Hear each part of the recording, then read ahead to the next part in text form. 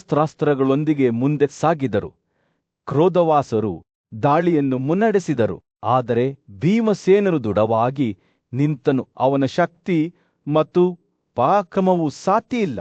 ಅವನು ತನ್ನ ಗದೆಯನ್ನು ಬಲವಾದ ಕಮಾನುಗಳಲ್ಲಿ ತಿರುಗಿಸಿದನು. ತನ್ನ ದಾಳಿಕೋರರ ತೋಳುಗಳನ್ನು ಕುಡಿಮಾಡಿ ನೆಲಕ್ಕೆ ಬೀಳಿಸಿದನು.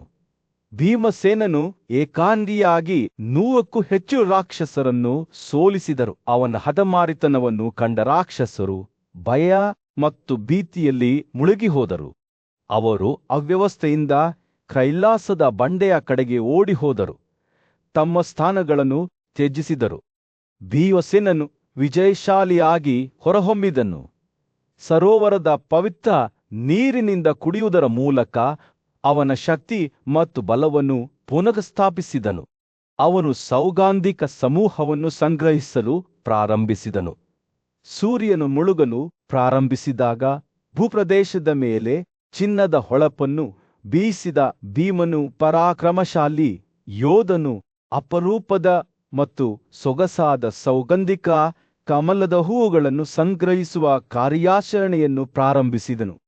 ಅವನು ಭೂಮಿಯನ್ನು ಶೋಧಿಸುವಾಗ ಗಾಳಿಯು ಪಾರಮಾರ್ಥಿಕ ಶಕ್ತಿಯಿಂದ ತುಂಬಿತ್ತು. ಅವನ ಶಕ್ತಿಯುತ ಇಂದ್ರಿಯಗಳು ದಟ್ಟವಾದ ಎಲೆಗೊಂಚಲುಗಳ ಮೂಲಕ ಅವನಿಗೆ ಮಾರ್ಗದರ್ಶನ ನೀಡುತ್ತಿದ್ದವು. ಗಾಳಿ ಕೂಗಿತು ಮತ್ತು ಶಿಳ್ಳೆ ಹಾಕಿತು.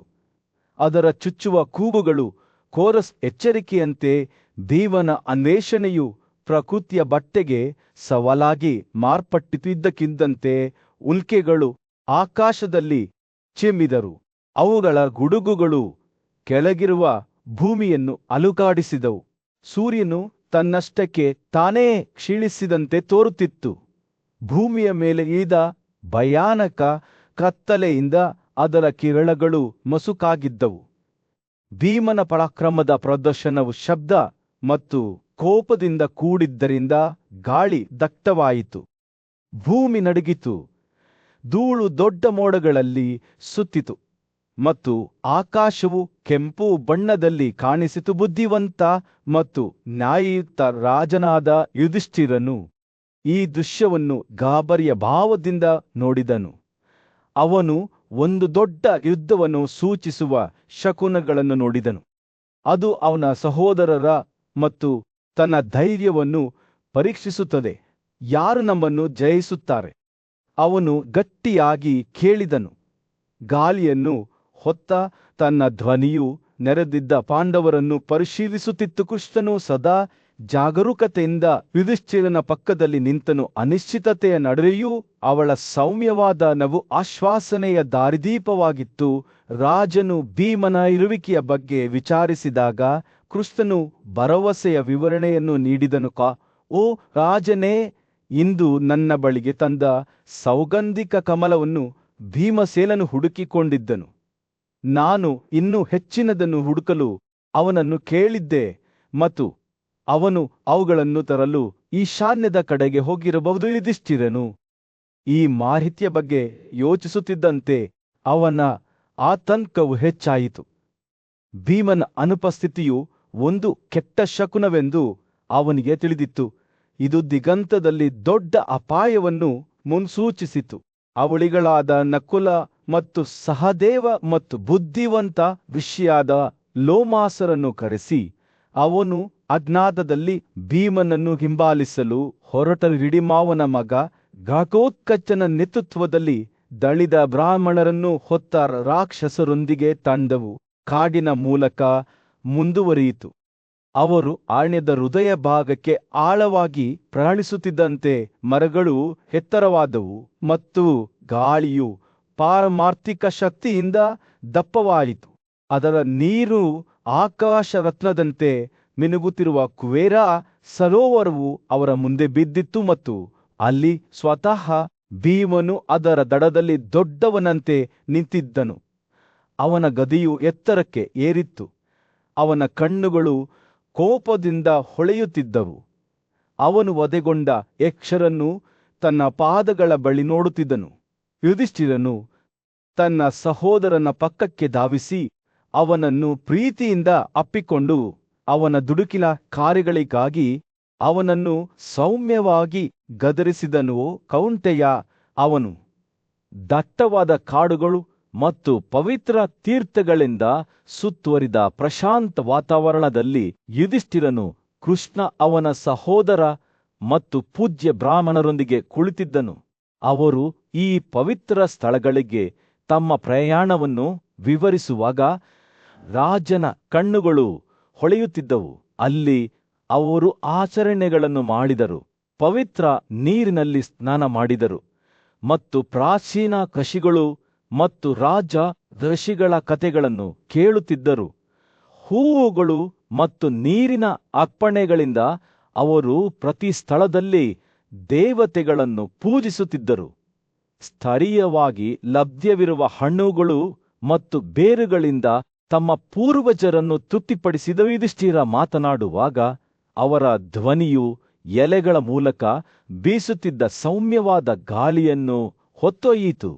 ಅವರು ಪವಿತ್ರ ಪರ್ವತಗಳು, ಸರೋವರಗಳು ಮತ್ತು ಭವ್ಯವಾದ ಸಾಗರಕ್ಕೆ ತಮ್ಮ ತೀರ್ಥಯಾತ್ರೆಗಳನ್ನು ನೆನಪಿಸಿಕೊಂಡರು. ಅಲ್ಲಿ ಅವರು ಎತ್ತರದ ಆತ್ಮದ ಬ್ರಾಹ್ಮಣರ ಪಕ್ಕದಲ್ಲಿ ಸ್ನಾನ ಮಾಡಿದರು. ಅವರು ಗಂಗಾ ನದಿಯ ಮೂಲವನ್ನು ಹಾದು ಹೋಗಿದ್ದರು.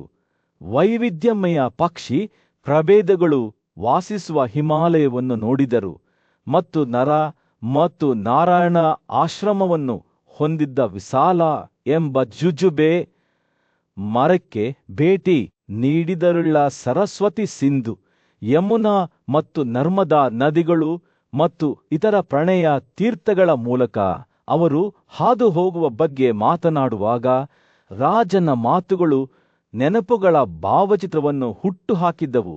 ಅವರು ವಿಶ್ವದ ಅದ್ಭುತಗಳನ್ನು ನೋಡಲು ಈ ಪ್ರಯಾಣದಲ್ಲಿ ತಮ್ಮ ಬುದ್ಧಿವಂತಿಕೆಗೆ ಹೆಸರುವಾಸಿಯಾದ ಕೃಷಿ ಲೋಮಾಸ ಅವರೊಂದಿಗೆ ಹೇಗೆ ಇದ್ದರು ಎಂಬುದನ್ನು ಅವರು ನೆನಪಿಸಿಕೊಂಡರು. ಯುಧಿಷ್ಠಿರ ಅವರ ಅಂತಿಮ ಮುಖಾಮುಖಿಯನ್ನು ವಿವರಿಸುವಾಗ ಅವರ ಕಣ್ಣುಗಳು ಆಶ್ಚರ್ಯದಿಂದ ಹೊಳೆಯುತ್ತಿದ್ದವು. ದೇವರುಗಳು ಮತ್ತು ಋಷಿಗಳಿಂದ ಪೂಜ್ಯವಾದ ಒಂದು ಅಲೌಕಿಕ ಸರೋವರ ರಾಜನು ತನ್ನ ಕಥೆಯನ್ನು ಮುಕ್ತಾಯಗೊಳಿಸಿದಾಗ ಆಕಾಶದ ಧ್ವನಿಯು ಗಾಳಿಯಲ್ಲಿ ಪ್ರತಿಧ್ವನಿಸಿತು. ನಿಗೂಢ ಮತ್ತು ಪರೋಪಕಾರಿ ಎರಡೂ ಧ್ವನಿಯಲ್ಲಿ ಮಾತನಾಡುತ್ತಿತ್ತು. ನಿನಗೆ ವೈಶ್ರಾವಣನ ದುರ್ಗಮ ವಾಸಸ್ಥಾನವನ್ನು ತಲುಪಲು ಸಾಧ್ಯವಾಗುವುದಿಲ್ಲ ಎಂದು ಅದು ಘೋಷಿಸಿತು. ಬದಲಿಗೆ ಈ ಮಾರ್ಗವನ್ನು ಅನುಸರಿಸಿ ವಡಾರಿಯಲ್ಲಿರುವ ನರ ಮತ್ತು ನಾರಾಯಣನ ಆಶ್ರಮಕ್ಕೆ ಹಿಂತಿರುಗಿ ನಂತರ ಸಿದ್ಧರು ಮತ್ತು ಚರಣರು ವಾಸಿಸುವ ಹೂವುಗಳು ಮತ್ತು ಹಣ್ಣುಗಳಿಂದ ತುಂಬಿದ ವೃಷಪರ್ವದ ಆಶ್ರಮಕ್ಕೆ ಮುಂದುವರಿಯಿರಿ. ಅಲ್ಲಿಂದ ನೀನು ಅರ್ಚಿಸೇನನ ಆಶ್ರಮಕ್ಕೆ ಪ್ರಯಾಣಿಸುವೆ ಮತ್ತು ಅಂತಿಮವಾಗಿ ಕುಬೇರನ ವಾಸಸ್ಥಾನವನ್ನು ನೋಡುವೆ. ಈ ಆಕಾಶದ ಧ್ವನಿಯ ಹಠಾತ್ ಹಸ್ತಕ್ಷೇಪವು ಸಭೆಯೊಳಗೆ ಒಂದು ನಡುಗುವಿಕೆಯನ್ನು ಕಳುಹಿಸಿತು. ತಂಗಾಳಿಯು ಸೌಮ್ಯವಾದ ಸ್ಪರ್ಶಕ್ಕೆ ತಾಜಾತನದಿಂದ ಪ್ರತಿಕ್ರಿಯಿಸಿತು. ಅವರ ಮೇಲೆ ಹೂವುಗಳನ್ನು ಸುರಿಸಿದ ಪಾರಮಾರ್ಥಿಕ ಸುಗಂಧದಿಂದ ಹೊಳೆಯಿತು. ವಿಸ್ಮಯದಿಂದ ಐಹಿಕಶಿಗಳು ಮತ್ತು ಬ್ರಾಹ್ಮಣರು ತಮ್ಮ ಮುಖಗಳನ್ನು ಆಶ್ಚರ್ಯದಿಂದ ಹೊಳೆಯುವಂತೆ ವಿನಿಮಯ ಮಾಡಿಕೊಂಡರು. ಅವರಲ್ಲಿ ಒಬ್ಬ ಬುದ್ಧಿವಂತ ಬ್ರಾಹ್ಮಣನಾದ ದೌಮ್ಯನು, ಓ ಭರತ, ಈ ಅದ್ಭುತವನ್ನು ಹೇಳಬಾರದು, ಇದು ಹೀಗಿರಲಿ ಎಂದು ಹೇಳಿದನು. ಯುಧಿಷ್ಠಿರನು ಅವನ ಸಲಹೆಯಿಂದ ಮಾರ್ಗದರ್ಶನ ಪಡೆದು ಆಕಾಶದ ಮಾತುಗಳಿಗೆ ಕಿವಿಗೊಟ್ಟು ಅವರ ಮರಳುವ ಪ್ರಯಾಣಕ್ಕೆ ಸಿದ್ಧತೆಗಳನ್ನು ಮಾಡಲು ಪ್ರಾರಂಭಿಸಿದನು. ಭೀಮ ಮತ್ತು ಅವನ ಸಹೋದರರು ಅವನ ಪಕ್ಕದಲ್ಲಿದ್ದು ಪಂಚಲಿ ಮತ್ತು ಪೂಜ್ಯ ಬ್ರಾಹ್ಮಣರಿಂದ ಸುತ್ತುವರಿಯಲ್ಪಟ್ಟಿದ್ದರಿಂದ ರಾಜನು ವಡಾರಿ ಕಡೆಗೆ ಹೊರಟನು. ಪಾಂಡವರು ತಮ್ಮ ಬ್ರಾಹ್ಮಣ ಸ್ನೇಹಿತರೊಂದಿಗೆ ಆಶ್ರಯ ಪಡೆದಿದ್ದ ಪರ್ವತಗಳ ಹೃದಯ ಭಾಗದಲ್ಲಿ ಯುಧಿಷ್ಠಿರನ ಮಾತುಗಳು ಗಾಳಿಯಲ್ಲಿ ಪ್ರತಿಧ್ವನಿಸುತ್ತಿದ್ದವು. ನಾವು ರಾಜ್ಯಗಳ ಪಾಲಕರು, ರಾಜ್ಯಪಾಲರು ಮತ್ತು ಗುರುಗಳು ಎಂದು ಅವರು ತಮ್ಮ ನಡುವೆ ಮಾರುವೇಷದಲ್ಲಿ ವಾಸಿಸುತ್ತಿದ್ದ ರಾಕ್ಷಸನಾಗ ಜಟಾಸುರನಿಗೆ ಹೇಳಿದರು. ರಾಜ್ಯಗಳು ಅಸುರಕ್ಷಿತವಾಗಿದ್ದರೆ ಸಮೃದ್ಧಿ ಮತ್ತು ಸಂತೋಷ ಎಲ್ಲಿಂದ ಬರಬಹುದು? ಆದರೆ ತನ್ನ ದುಷ್ಟ ಬಯಕೆಗಳಿಂದ ಕುರುಡನಾಗಿದ್ದ ಜಟಾಸುರನು ಕೇಳಲಿಲ್ಲ. ಭೀಮನು ಬೇಟೆಯಾಡುತ್ತಿದ್ದಾಗ ಜಟಾಸುರನು ಹೊಡೆಯುವ ಅವಕಾಶವನ್ನು ಕಂಡನು. ಅವನು ದೈತ್ಯಾಕಾರದ ರೂಪವನ್ನು ಪಡೆದುಕೊಂಡನು. ಪಾಂಡವರ ತೋಳುಗಳನ್ನು ಕಸಿದುಕೊಂಡನು ಮತ್ತು ಯುಧಿಷ್ಠಿರ, ನಕುಲ, ಸಹದೇವ, ದ್ರೌಪದಿ ಮತ್ತು ಕುಶನನ್ನು ಹೆಗಲ ಮೇಲೆ ಹೊತ್ತುಕೊಂಡು ಓಡಿ ಹೋದನು. 3 ಸಹೋದರರು ಹಿಂದೆ ಉಳಿದಿದ್ದರು. ಆದರೆ ಸಹದೇವನು ತನ್ನನ್ನು ತಾನು ಮುಕ್ತಗೊಳಿಸಿಕೊಳ್ಳುವಲ್ಲಿ ಯಶಸ್ವಿಯಾದನು ಮತ್ತು ಜಟಾಸುರನ ಹಿಡಿತದಿಂದ ಕೌಶಿಕನ ಕತ್ತಿಯನ್ನು ಕಸಿದುಕೊಂಡನು. ಯುಧಿಷ್ಠಿರನು ಜಟಾಸುರನನ್ನು ಉದ್ದೇಶಿಸಿ, ಓ ಮೂರ್ಖನೇ, ನಿನ್ನ ಪ್ರತಿಯೊಂದು ಕ್ರಿಯೆಗೂ ನಿನ್ನ ಅರ್ಹತೆ ಕಡಿಮೆಯಾಗುತ್ತದೆ. ನೀವು ಪ್ರಕೃತಿಯ ಸ್ಥಾಪಿತ ಕ್ರಮಕ್ಕೆ ಕಿವಿಗೊಡುವುದಿಲ್ಲವೇ? ಮಾನವ ಕುಲಕ್ಕೆ ಸೇರಿದವರಾಗಿರಲಿ ಅಥವಾ ಕೀಳು ವರ್ಗಕ್ಕೆ ಸೇರಿದವರಾಗಿರಲಿ, ಎಲ್ಲರೂ ಸದ್ಗುಣವನ್ನು ಗೌರವಿಸುತ್ತಾರೆ. ಆದರೆ ಜಟಾಸುರನು ತರ್ಕಾತೀತನಾಗಿದ್ದನು. ಅವನು ಯುಧಿಷ್ಠಿರ ಮತ್ತು ಅವನ ಸಹೋದರರನ್ನು ನಿಂದಿಸುತ್ತಾ ಪಾಂಡವರನ್ನು ಒಯ್ಯುವುದನ್ನು ಮುಂದುವರಿಸಿದನು. ಅವರನ್ನು ಎಳೆದೊಯ್ಯುತ್ತಿದ್ದಾಗ ನಕುಲ ಮತ್ತು ಸಹದೇವ ತಮ್ಮ ಸಹೋದರರನ್ನು ಮರಳಿ ಹೋರಾಡಲು ಒತ್ತಾಯಿಸಿದರು. ಸಹದೇವನು ಕೇಳಿದನು, ಯುದ್ಧದಲ್ಲಿ ಬೀಳುವುದಕ್ಕಿಂತಲೂ ಅಥವಾ ವೈರಿಯನ್ನು ಸೋಲಿಸುವುದಕ್ಕಿಂತಲೂ ಕ್ಷತ್ರಿಯನಿಗೆ ಹೆಚ್ಚು ಪುಣ್ಯವೇನಿದೆ? ಆದರೆ ಯುಧಿಷ್ಠಿರನು ಅವರಿಗೆ ಎಚ್ಚರಿಕೆ ನೀಡಿ, ಗಾಳಿಯ ದೇವತೆಯ ಪರಾಕ್ರಮಶಾಲಿ ಕಸ್ತಸಜ್ಜಿತ ಪುತ್ರನು ದೂರವಿಲ್ಲದಿರಬಹುದು ಮತ್ತು ಭೀಮನು ಮುಂದಿನ ಕ್ಷಣದಲ್ಲಿ ಬಂದಾಗ ರಾಕ್ಷಸನು ಬದುಕುವುದಿಲ್ಲ ಎಂದು ಹೇಳಿದನು. ಅಷ್ಟರಲ್ಲಿ ಭೀಮನು ತನ್ನ ಗದೆಯನ್ನು ಕೈಯಲ್ಲಿ ಹಿಡಿದುಕೊಂಡು ಗುಡುಗು ಹಿಡಿದುಕೊಂಡಿದ್ದ ವಾಸವನಂತೆ ದೃಶ್ಯದಲ್ಲಿ ಕಾಣಿಸಿಕೊಂಡನು. ಅವನು ತನ್ನ ಸಹೋದರರು ಮತ್ತು ದ್ರೌಪದಿಗಳನ್ನು ಹೊತ್ತುಕೊಂಡು ಹೋಗುವುದನ್ನು ನೋಡಿದನು ಮತ್ತು ಕೋಪದಿಂದ ತುಂಬಿದ್ದನು. ನಮ್ಮ ಶಸ್ತ್ರಾಸ್ತ್ರಗಳ ಪರಿಶೀಲನೆಯಿಂದ ನಾನು ನಿನ್ನನ್ನು ದುಷ್ಟಶಕ್ತಿಯೆಂದು ಕಂಡುಕೊಂಡಿದ್ದೇನೆ ಎಂದು ಅವನು ಜಟಾಸುರನಿಗೆ ಹೇಳಿದ್ದನು. ಆದರೆ ನನಗೆ ನಿನ್ನ ಬಗ್ಗೆ ಯಾವುದೇ ಭಯವಿರಲಿಲ್ಲ. ಆದ್ದರಿಂದ ನಾನು ಆ ಸಮಯದಲ್ಲಿ ನಿನ್ನನ್ನು ಕೊಲ್ಲಲಿಲ್ಲ. ಭೀಮನು ತನ್ನ ಸಹೋದರರ ವಿರುದ್ಧ ಹೋರಾಡುವುದನ್ನು ನಿಷೇಧಿಸಿ, ನೀವು ಸಾಕ್ಷಿಗಳೇ, ನಾನು ಈ ರಾಕ್ಷಸನಿಗೆ ಸರಿಸಮನಾಗಿದ್ದೇನೆ ಎಂದು ಹೇಳಿದನು. ಮತ್ತು ಅವನ ಕಣ್ಣುಗಳಲ್ಲಿ ತೀವ್ರವಾದ ದೃಢನಿಶ್ಚಯದಿಂದ ಅವನು ಜಟಾಸುರನ ಕಡೆಗೆ ಧಾವಿಸಿದನು. ಇಬ್ಬರೂ ಭಯಾನಕ ಕುಸ್ತಿ ಪಂದ್ಯದಲ್ಲಿ ತೊಡಗಿದ್ದರು. ಅವರ ದೇಹಗಳು ಭೂಮಿಯ ಅಡಿಪಾಯವನ್ನು ಅಲುಗಾಡಿಸುವಂತೆ ತೋರುವ ಹೋರಾಟದಲ್ಲಿ ಬಂಧಿಸಲ್ಪಟ್ಟವು. ಅವರು ನರ್ಷಣೆ ನಡೆಸುತ್ತಿದ್ದಾಗ ಯುಧಿಷ್ಠಿರನ ಮಾತುಗಳು ಮತ್ತೊಮ್ಮೆ ಗಾಳಿಯಲ್ಲಿ ಪ್ರತಿಧ್ವನಿಸಿತು. ಈ ಕಾರ್ಯಕ್ಕೆ ಬದ್ಧನಾಗಿರುವ ಮೂಲಕ ನೀವು ಅದೃಷ್ಟದ ರೇಖೆಗೆ ಜೋಡಿಸಲಾದ ಕೊಕ್ಕನ್ನು ನುಂಗಿದ್ದೀರಿ. ಮತ್ತು ವಾಸ್ತವವಾಗಿ ಜಟಾಸುರನು ಭೀಮನಿಗೆ ಸರಿಸಮನಾಗಿರಲಿಲ್ಲ. ಅವನು ಎಡವಿ ಬಿದ್ದನು. ಪಾಂಡವರ ಪ್ರಬಲ ಶಕ್ತಿಯಿಂದ ಅವನ ದುಷ್ಟ ಉದ್ದೇಶಗಳು ವಿಫಲವಾದವು. ರಾಕ್ಷಸನನ್ನು ಕೊಂದು ಹಾಕಿದಾಗ ಕುಂತಿಯ ರಾಜಪುತ್ರ ಯುಧಿಷ್ಠಿರನು ನಾರಾಯಣನ ಆಶ್ರಮಕ್ಕೆ ಹಿಂದಿರುಗಿದನು ಮತ್ತು ಅಲ್ಲಿ ವಾಸಿಸಲು ಪ್ರಾರಂಭಿಸಿದನು. ಅವರು 4 ವರ್ಷಗಳ ಕಾಲ ಶಾಂತಿಯಿಂದ ತನ್ನ ಸಹೋದರರಾದ ಅರ್ಜುನ, ಭೀಮ, ನಕುಲ ಮತ್ತು ಸಹದೇವ ಮತ್ತು ಅವರ ಪತ್ನಿ ದ್ರೌಪದಿಯೊಂದಿಗೆ ಕಾಡಿನಲ್ಲಿ ತಿರುಗಾಡುತ್ತಿದ್ದನು.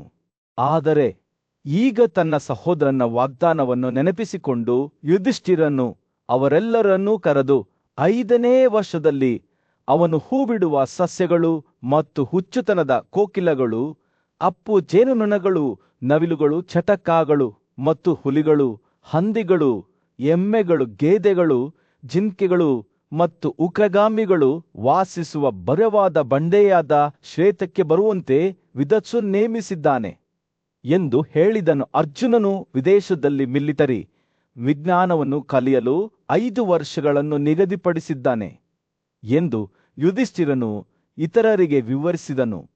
ಶಸ್ತ್ರಾಸ್ತ್ರಗಳನ್ನು ಪಡೆದ ನಂತರ ಅವನು ಶ್ವೇತಕ್ಕೆ ಆಗಮಿಸುತ್ತಾನೆ.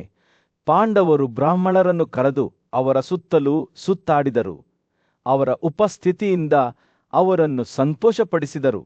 ಬ್ರಾಹ್ಮಣರು ತಮ್ಮ ಒಪ್ಪಿಗೆಯನ್ನು ನೀಡಿದರು.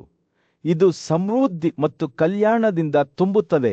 ಓ ಭಾರತೀಯರಲ್ಲಿ ಅಗ್ರಗಣ್ಯರೇ, ಈ ತೊಂದರೆಗಳು ಸಂತೋಷಕ್ಕೆ ಕಾರಣವಾಗುತ್ತವೆ. ಬ್ರಾಹ್ಮಣರ ಆಶೀರ್ವಾದದೊಂದಿಗೆ ಯುಧಿಷ್ಠಿರನು ತನ್ನ ಸಹೋದರರು ಮತ್ತು ದ್ರೌಪದಿಗಳೊಂದಿಗೆ ಹೊರಟನು. ರಾಕ್ಷಸರನ್ನು ಹಿಂಬಾಲಿಸಿದನು ಮತ್ತು ಲೋಮಾಸನಿಂದ ರಕ್ಷಿಸಲ್ಪಟ್ಟನು. ಅವರು ಕೆಲವೊಮ್ಮೆ ಕಾಲ್ನಡಿಗೆಯಲ್ಲಿ ಪ್ರಯಾಣಿಸುತ್ತಿದ್ದರು ಮತ್ತು ಇತರರ ಮೇಲೆ ರಾಕ್ಷಸರಿಂದ ಹೊತ್ತೊಯ್ಯಲ್ಪಟ್ಟರು. ರಾಜ ಯುಧಿಷ್ಠಿರನು ಸಿಂಹಗಳು, ಹುಲಿಗಳು ಮತ್ತು ಆನೆಗಳೊಂದಿಗೆ ಉತ್ತರದ ಕಡೆಗೆ ಸಾಗುತ್ತಿರುವಾಗ ಅನೇಕ ತೊಂದರೆಗಳನ್ನು ಎದುರಿಸಿದನು. 17ನೇ ದಿನದಂದು ಅವರು ಹಿಮಾಲಯದ ಪವಿತ್ರ ಇಳಿಜಾರುಗಳನ್ನು ತಲುಪಿದರು. ಗಂಧಮದನದಿಂದ ಸ್ವಲ್ಪ ದೂರದಲ್ಲಿ ಪಾಂಡುವಿನ ಮಗನು ಪವಿತ್ರ ಇಳಿಜಾರುಗಳಲ್ಲಿ ಜಲಪಾತಗಳ ಬಳಿ ಬೆಳೆಯುತ್ತಿರುವ ಹೂ ಬಿಡುವ ಮರಗಳಿಂದ ಸುತ್ತುವರಿದ ಪವಿತ್ರ ಆಶ್ರಮವನ್ನು ನೋಡಿದನು. ರಾಜ ವೃಷಪರ್ವನು ತನ್ನ ಸ್ವಂತ ಪುತ್ರರಂತೆಯೇ ಅವರನ್ನು ಪ್ರೀತಿಯಿಂದ ಸ್ವೀಕರಿಸಿದನು. ಶತ್ರುಗಳ ನಿಗ್ರಹಿಸುವವರು ಆಶ್ರಮದಲ್ಲಿ 7 ರಾತ್ರಿಗಳನ್ನು ಕಳೆದರು, ಸೂಕ್ತವಾಗಿ ಪರಿಗಣಿಸಿದರು.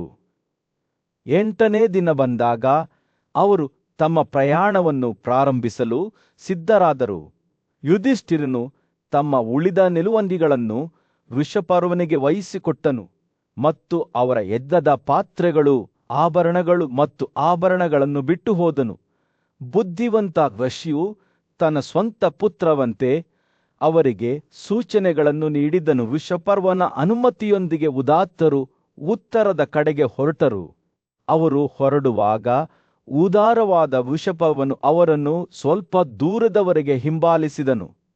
ನಂತರ ಬ್ರಾಹ್ಮಣರ ಆರೈಕೆಯನ್ನು ಪಾಂಡವರಿಗೆ ವಹಿಸಿಕೊಟ್ಟು ಅವರಿಗೆ ಸೂಚನೆ ನೀಡಿ ಆಶೀರ್ವದಿಸಿದ ನಂತರ ವೃಷಪರ್ವನು ತನ್ನ ಹೆಜ್ಜೆಗಳನ್ನು ಹಿಂತಿರುಗಿಸಿದನು. ಯುಧಿಷ್ಠಿರನು ತನ್ನ ಸಹೋದರರೊಂದಿಗೆ ಮುಂದೆ ಸಾಗಲು ಪ್ರಾರಂಭಿಸಿದನು. ಯುಧಿಷ್ಠಿರ ಮತ್ತು ಅವನ ಸಹೋದರರಾದ ಕೃಷ್ಣ, ಭೀಮ ಮತ್ತು ಅವಳಿ ಮಕ್ಕಳಾದ ನಕುಲ ಮತ್ತು ಸಹದೇವರು ಪವಿತ್ರ ಪರ್ವತದ ಮೇಲೆ ಬುದ್ಧಿವಂತ ಋಷಿ ಅರ್ಷ್ಟಿಶನರ ಬಳಿಗೆ ಬಂದಾಗ ಅವರು ಕುತೂಹಲ ಮತ್ತು ಎಚ್ಚರಿಕೆಯ ಮಿಶ್ರಣವನ್ನು ಎದುರಿಸಿದರು. ಪಾಂಡುವಿನ ಪುತ್ರರನ್ನು ನೋಡಿದಾಗ ಋಷಿಯ ಕಣ್ಣುಗಳು ಆಳವಾದ ತಿಳುವಳಿಕೆಯಿಂದ ಹೊಳೆಯುತ್ತಿದ್ದವು. ಅವರ ಮುಖಗಳು ಅವರ ಪ್ರಯಾಣದ ಭಾರದಿಂದ ಕೆತ್ತಲ್ಪಟ್ಟವು. ಶುಭಾಶಯಗಳು ಗಣ್ಯವೇ. ಅರ್ಷ್ಟಿಶೇನನ ಧ್ವನಿಯು ಮಂದವಾಗಿತ್ತು ಮತ್ತು ಸಮಾಧಾನಕರವಾಗಿತ್ತು. ನಾನು ನಿಮಗಾಗಿ ಕಾಯುತ್ತಿದ್ದೇನೆ, ದಯವಿಟ್ಟು ನನ್ನೊಂದಿಗೆ ಕುಳಿತುಕೊಳ್ಳಿ. ಅವರು ಆತನ ಸುತ್ತಲೂ ನೆಲೆಸಿದಾಗ ಅವರ ಬುದ್ಧಿವಂತ ಅರ್ಚಕನಾದ ದೌಮ್ಯನು ಬಂದು ಋಷಿಗೆ ಗೌರವ ಸಲ್ಲಿಸಿದನು. ದೌಮ್ಯನ ಉಪಸ್ಥಿತಿಯನ್ನು ಒಪ್ಪಿಕೊಳ್ಳುತ್ತಿದ್ದಂತೆ ಅರ್ಷ್ಟಿಶೇನನ ಕಣ್ಣುಗಳು ಮಿನುಗಿದವು, ಏಕೆಂದರೆ ಆತನು ಈ ಪ್ರಸಿದ್ಧ ಸಂದರ್ಶಕರ ಗುರುತನ್ನು ಈಗಾಗಲೇ ಗ್ರಹಿಸಿಕೊಂಡಿದ್ದನು. ಋಷಿಯು ತನ್ನ ಗಮನವನ್ನು ಯುಧಿಷ್ಠಿರನ ಕಡೆಗೆ ತಿರುಗಿಸಿ ಹಲವಾರು ಕುತೂಹಲಕಾರಿ ಪ್ರಶ್ನೆಗಳನ್ನು ಕೇಳಿದನು. ನೀವು ನಿಮ್ಮ ಹೃದಯವನ್ನು ಸದ್ಗುಣದ ಕಡೆಗೆ ತಿರುಗಿಸುತ್ತೀರಾ? ನೀವು ನಿಮ್ಮ ಹಿರಿಯರನ್ನು ಮತ್ತು ವೇದಗಳಲ್ಲಿ ಕಲಿತವರನ್ನು ಗೌರವಿಸುತ್ತೀರಾ? ನೀವು ಪಾಪನ ಮಾರ್ಗಗಳನ್ನು ತ್ಯಜಿಸಿದ್ದೀರಿ ಮತ್ತು ಪುಣ್ಯಕರ್ಮಗಳನ್ನು ಹೇಗೆ ಮಾಡಬೇಕೆಂದು ನಿಮಗೆ ತಿಳಿದಿದೆಯೇ? ಯುಧಿಷ್ಠಿರನ ಪ್ರತಿಕ್ರಿಯೆಗಳು ಆತ್ಮವಿಶ್ವಾಸ ಮತ್ತು ಪ್ರಾಮಾಣಿಕವಾಗಿದ್ದವು. ತಾನು ನಿಜವಾಗಿಯೂ ಸದಾಚಾರದ ಜೀವನಕ್ಕೆ ತನ್ನನ್ನು ಸಮರ್ಪಿಸಿಕೊಂಡಿದ್ದೇನೆ ಎಂದು ಅರ್ಷ್ಟಿಶನಿಗೆ ಭರವಸೆ ನೀಡಿತು. ಅವರು ಮಾತನಾಡುತ್ತಿರುವಾಗ ಗಾಳಿಯು ಪಾರಮಾರ್ಥಿಕ ಸಂಗೀತದಿಂದ ತುಂಬಿತ್ತು. ಕೆಟ್ಟ ಡ್ರಮ್ಸ್, ಟ್ಯಾಬಸ್, ಚಿಪ್ಪುಗಳು ಮತ್ತು ಮೃದಂಗಗಳ ಸಿಹಿ ಶಬ್ದಗಳು ಗಾಳಿಯಲ್ಲಿ ಸಾಗುತ್ತಿದ್ದವು. ಅರ್ಷ್ಟಿಶನ ಅವರ ಮಾತುಗಳು ಅವುಗಳ ಸುತ್ತಲೂ ಮೋಡಿ ಮಾಡಿದವು. ನೀವು ಇಲ್ಲಿ ಇರುವಾಗ ನೀವು ಈ ಮಧುರವನ್ನು ಕೇಳುತ್ತೀರಿ, ಆದರೆ ಈ ಸ್ಥಳವನ್ನು ಮೀರಿ ಸಾಹಸ ಮಾಡಲು ಯೋಚಿಸಬೇಡಿ. ಇದು ದೇವರುಗಳ ಕ್ಷೇತ್ರವಾಗಿದೆ, ಅಲ್ಲಿ ಮನುಷ್ಯರು ನಡೆಯಲು ಧೈರ್ಯ ಮಾಡುವುದಿಲ್ಲ. ಋಷಿಯರ ಎಚ್ಚರಿಕೆಗಳು ಎಚ್ಚರಿಕೆಯ ಸುಳಿವನ್ನು ಹೊಂದಿದ್ದವು, ಏಕೆಂದರೆ ತುಂಬಾ ದೂರ ಹೋದವರು ರಾಕ್ಷಸರ ಕೋಪ ಮತ್ತು ಅವರ ಉಗ್ರ ಬಾಣಗಳನ್ನು ಎದುರಿಸಬೇಕಾಗುತ್ತದೆ ಎಂದು ಅವರಿಗೆ ತಿಳಿದಿತ್ತು. ಆದರೂ ಅವರು ಮಾತನಾಡುವಾಗ ಬುದ್ಧಿವಂತಿಕೆಯನ್ನು ಹುಡುಕಿಕೊಂಡು ಅವರ ಬಳಿಗೆ ಬಂದ ಈ ಯುವ ಯೋಧರ ಬಗ್ಗೆ ಆಳವಾದ ಪ್ರೀತಿಯಿಂದ ಅವರ ಕಣ್ಣುಗಳು ಹೊಳೆಯುತ್ತಿದ್ದವು. ಇಲ್ಲಿ ಸ್ವಲ್ಪ ಸಮಯ ಉಳಿಯಿ, ಅರ್ಷ್ಟಿಶೇನ ಹೇಳಿದ, ಮತ್ತು ಈ ಪವಿತ್ರ ಭೂಮಿಯ ಫಲವನ್ನು ಆನಂದಿಸಿ ಮುನಿಗಳ ಆಹಾರದಲ್ಲಿ ಪಾಲ್ಗೊಳ್ಳಿ ಮತ್ತು ನಿಮ್ಮ ಆತ್ಮಗಳು ಸಂಗೀತ ಮತ್ತು ಹಾಡಿನ ರೆಕ್ಕೆಗಳ ಮೇಲೆ ಹಾರಲು ಬಿಡಿ. ನಿಮ್ಮ ಹುಚ್ಚುತನದ ಕನಸುಗಳನ್ನು ಮೀರಿದ ಅದ್ಭುತಗಳನ್ನು ನೀವು ಕಾಣಬಹುದು. ಕಾಮುಕ ಕಿಂಪುರುಷರು, ಗಾಂಧರ್ವರು ಮತ್ತು ಅಪ್ಸರರು, ನಾಗರು ಮತ್ತು ಸುಪರ್ಣರು ಎಲ್ಲರೂ ಪರ್ವಗಳನ್ನು ಆಚರಿಸಲು ಇಲ್ಲಿ ಒಟ್ಟುಗೂಡುತ್ತಾರೆ. ಯುಧಿಷ್ಠಿರ ಮತ್ತು ಅವನ ಸಹೋದರರು ಶ್ರದ್ಧೆಯಿಂದ ಆಲಿಸುತ್ತಿದ್ದಂತೆ ಆರ್ಷ್ಟಿಷನನ ಮಾತುಗಳು ಆಶ್ಚರ್ಯ ಮತ್ತು ಮೋಡಿ ಮಾಡುವಿಕೆಯರೆದ್ದು ಕಾಣುವ ವರ್ಣಚಿತ್ರವನ್ನು ಚಿತ್ರಿಸಿದವು. ಅವರು ತಮ್ಮ ಮರ್ತ್ಯ ತಿಳುವಳಿಕೆಯನ್ನು ಮೀರಿದ ಪ್ರದೇಶವನ್ನು ಪ್ರವೇಶಿಸಿದ್ದಾರೆ ಎಂದು ಅವರಿಗೆ ತಿಳಿದಿತ್ತು. ವಾಸ್ತವದ ಬಟ್ಟೆ ಎನ್ನುವಂತರವಿದ್ಯೆ ಮತ್ತು ನಿಗೂಢತೆಯಿಂದ ನೇದ ಸ್ಥಳವಾಗಿದೆ. ಆದ್ದರಿಂದ ಋಷಿಯ ಮಾರ್ಗದರ್ಶನದಲ್ಲಿ ಯುಧಿಷ್ಠಿರ ಮತ್ತು ಅವನ ಸಹೋದರರು ಈ ಪವಿತ್ರ ಭೂಮಿಯಲ್ಲಿ ನೆಲೆಸಿದರು, ಅದರ ಅದ್ಭುತಗಳಲ್ಲಿ ಮುಳುಗಲು ಸಿದ್ಧರಾದರು. ಭವ್ಯವಾದ ಹಿಮಾಲಯ ಪರ್ವತಗಳ ಮೇಲೆ ಸೂರ್ಯನು ಮುಳುಗುತ್ತಿದ್ದನು.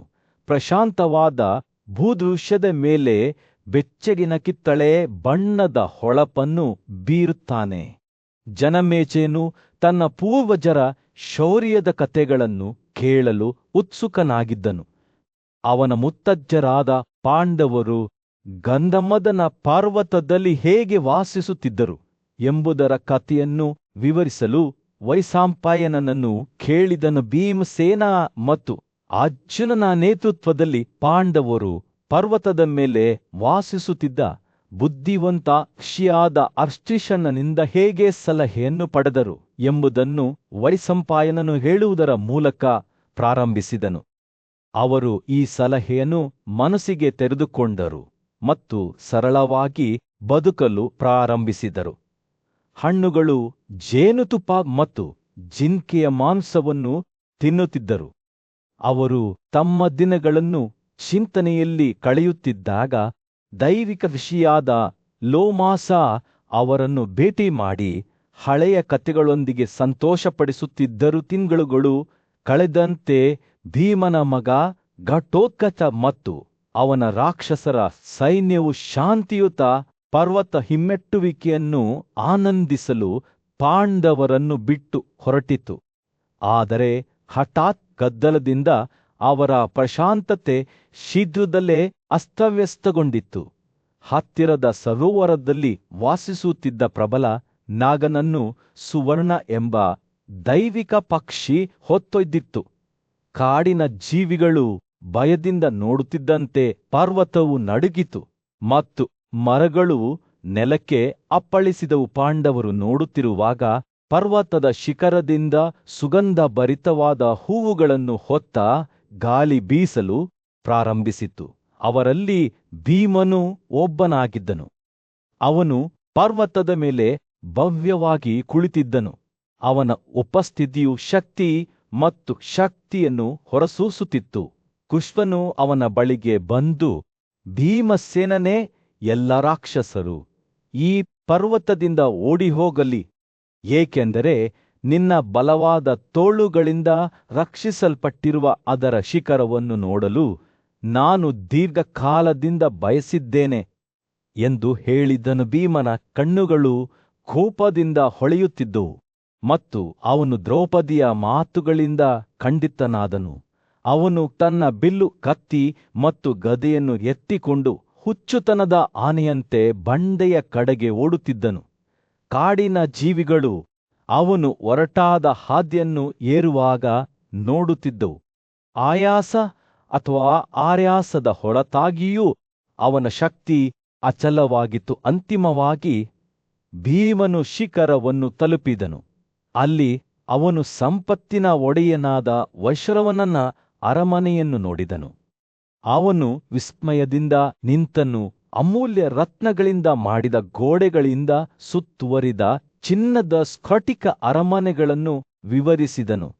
ಗಾಳಿಯು ವಿವಿಧ ಮರಗಳ ಸಂಗೀತದಿಂದ ತುಂಬಿತ್ತು ಮತ್ತು ತನ್ನ ಸುತ್ತಲೂ ನೃತ್ಯ ಮಾಡುತ್ತಿರುವ ಹುಡುಗಿಯರು. ಭೀಮನು ಅರಮನೆಯನ್ನು ನೋಡುತ್ತಿರುವಾಗ ಗಾಳಿಯು ಸುಗಂಧ ದ್ರವ್ಯಗಳು ಮತ್ತು ಸುಗಂಧ ದ್ರವ್ಯಗಳನ್ನು ಗಾಳಿಯಲ್ಲಿ ಬೀಸುತ್ತಿತ್ತು.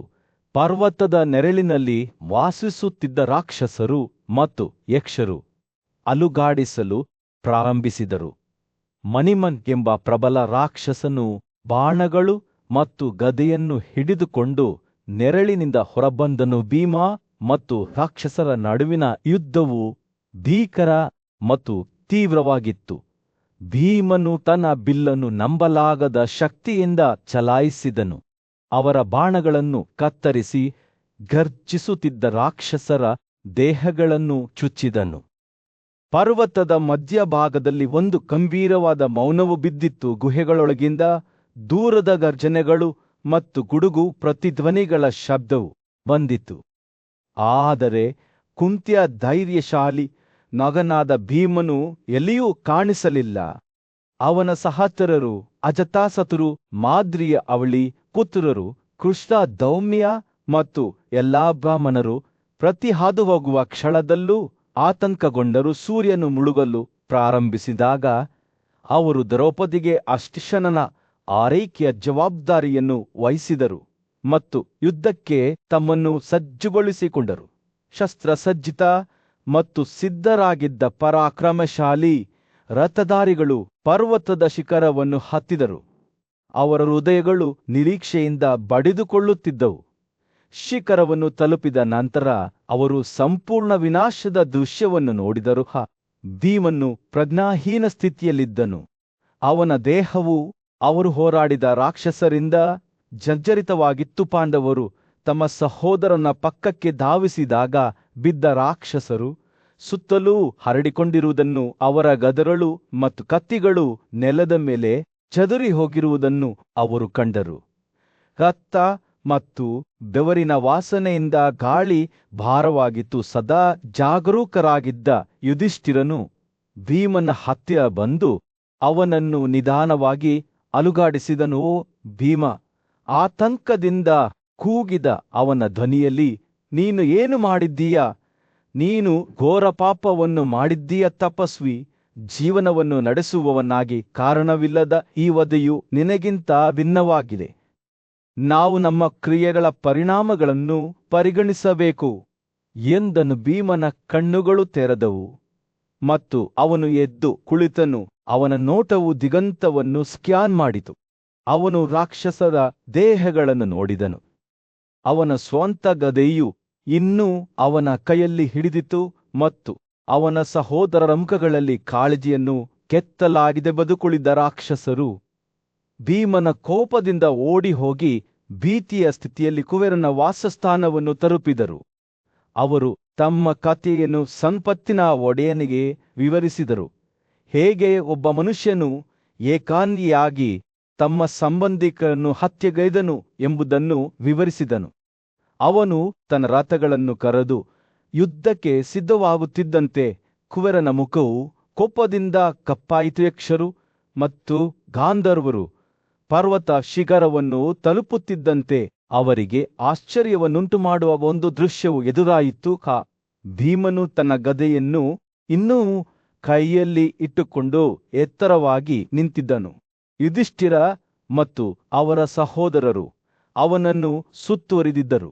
ಅವನು ಪಾಂಡವರನ್ನು ನೋಡುತ್ತಿದ್ದಂತೆ ಕುಬೇರನ ಕಣ್ಣುಗಳು ಅಗಲವಾದವು. ಅವರ ಶೌರ್ಯ ಮತ್ತು ಶಕ್ತಿ ಎಲ್ಲರಿಗೂ ಸ್ಪಷ್ಟವಾಗಿತ್ತು. ಸಂಪತ್ತಿನ ಒಡೆಯನು ತನ್ನ ಮುಖದ ಮೇಲಿನ ಭಾವನೆಗಳ ಮಿಶ್ರಣವಾದ ಭೀಮನ ಬಳಿಗೆ ಬಂದನು. ಓ ಕುರೂಪರೇ, ನಾನು ಈ ಕೃತ್ಯವನ್ನು ಮಾಡಲು ಹಿಂಜರಿಯುವುದಿಲ್ಲ, ಏಕೆಂದರೆ ನೀವು ಅದನ್ನು ಕೃಷ್ಣನ ಸೇವೆಯಲ್ಲಿ ಮಾಡಿದ್ದೀರಿ.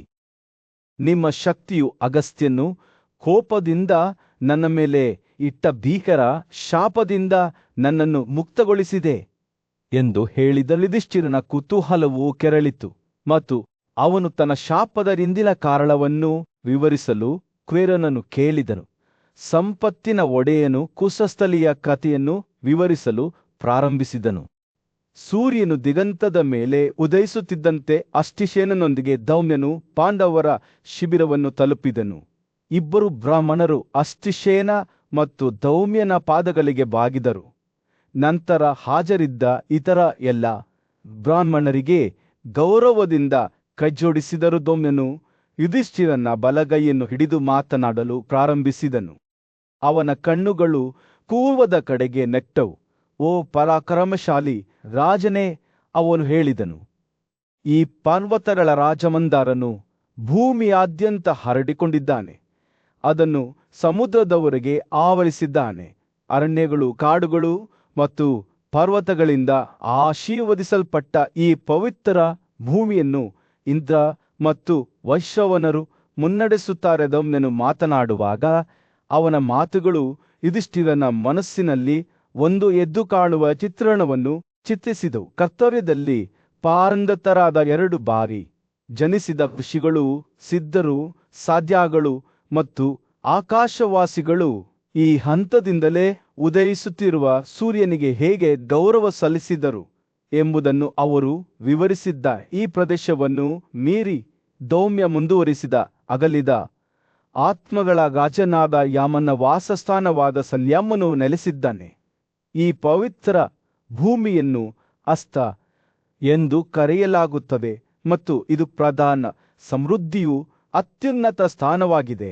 ಅವನು ತನ್ನ ಸ್ವಭಾವಕ್ಕೆ ಸದಾ ನಿಷ್ಠನಾಗಿ ಉಳಿಯುವ ಸೂರ್ಯನ ಬಗ್ಗೆ ಮತ್ತು ಮಂದಾರದೊಳಗೆ ವಾಸಿಸುವ ಎಲ್ಲಾ ಜೀವಿಗಳ ರಕ್ಷಕನಾದ ವರುಣನ ಬಗ್ಗೆ ಹೇಳಿದನು. ನಂತರ ದೌಮ್ಯನು ಉತ್ತರ ಪ್ರದೇಶಗಳಲ್ಲಿ ದೀಪದಂತೆ ಹೊಳೆಯುತ್ತಿದ್ದ ಮಹಾಮೇರು ಪರ್ವತವನ್ನು ವಿವರಿಸಿದನು.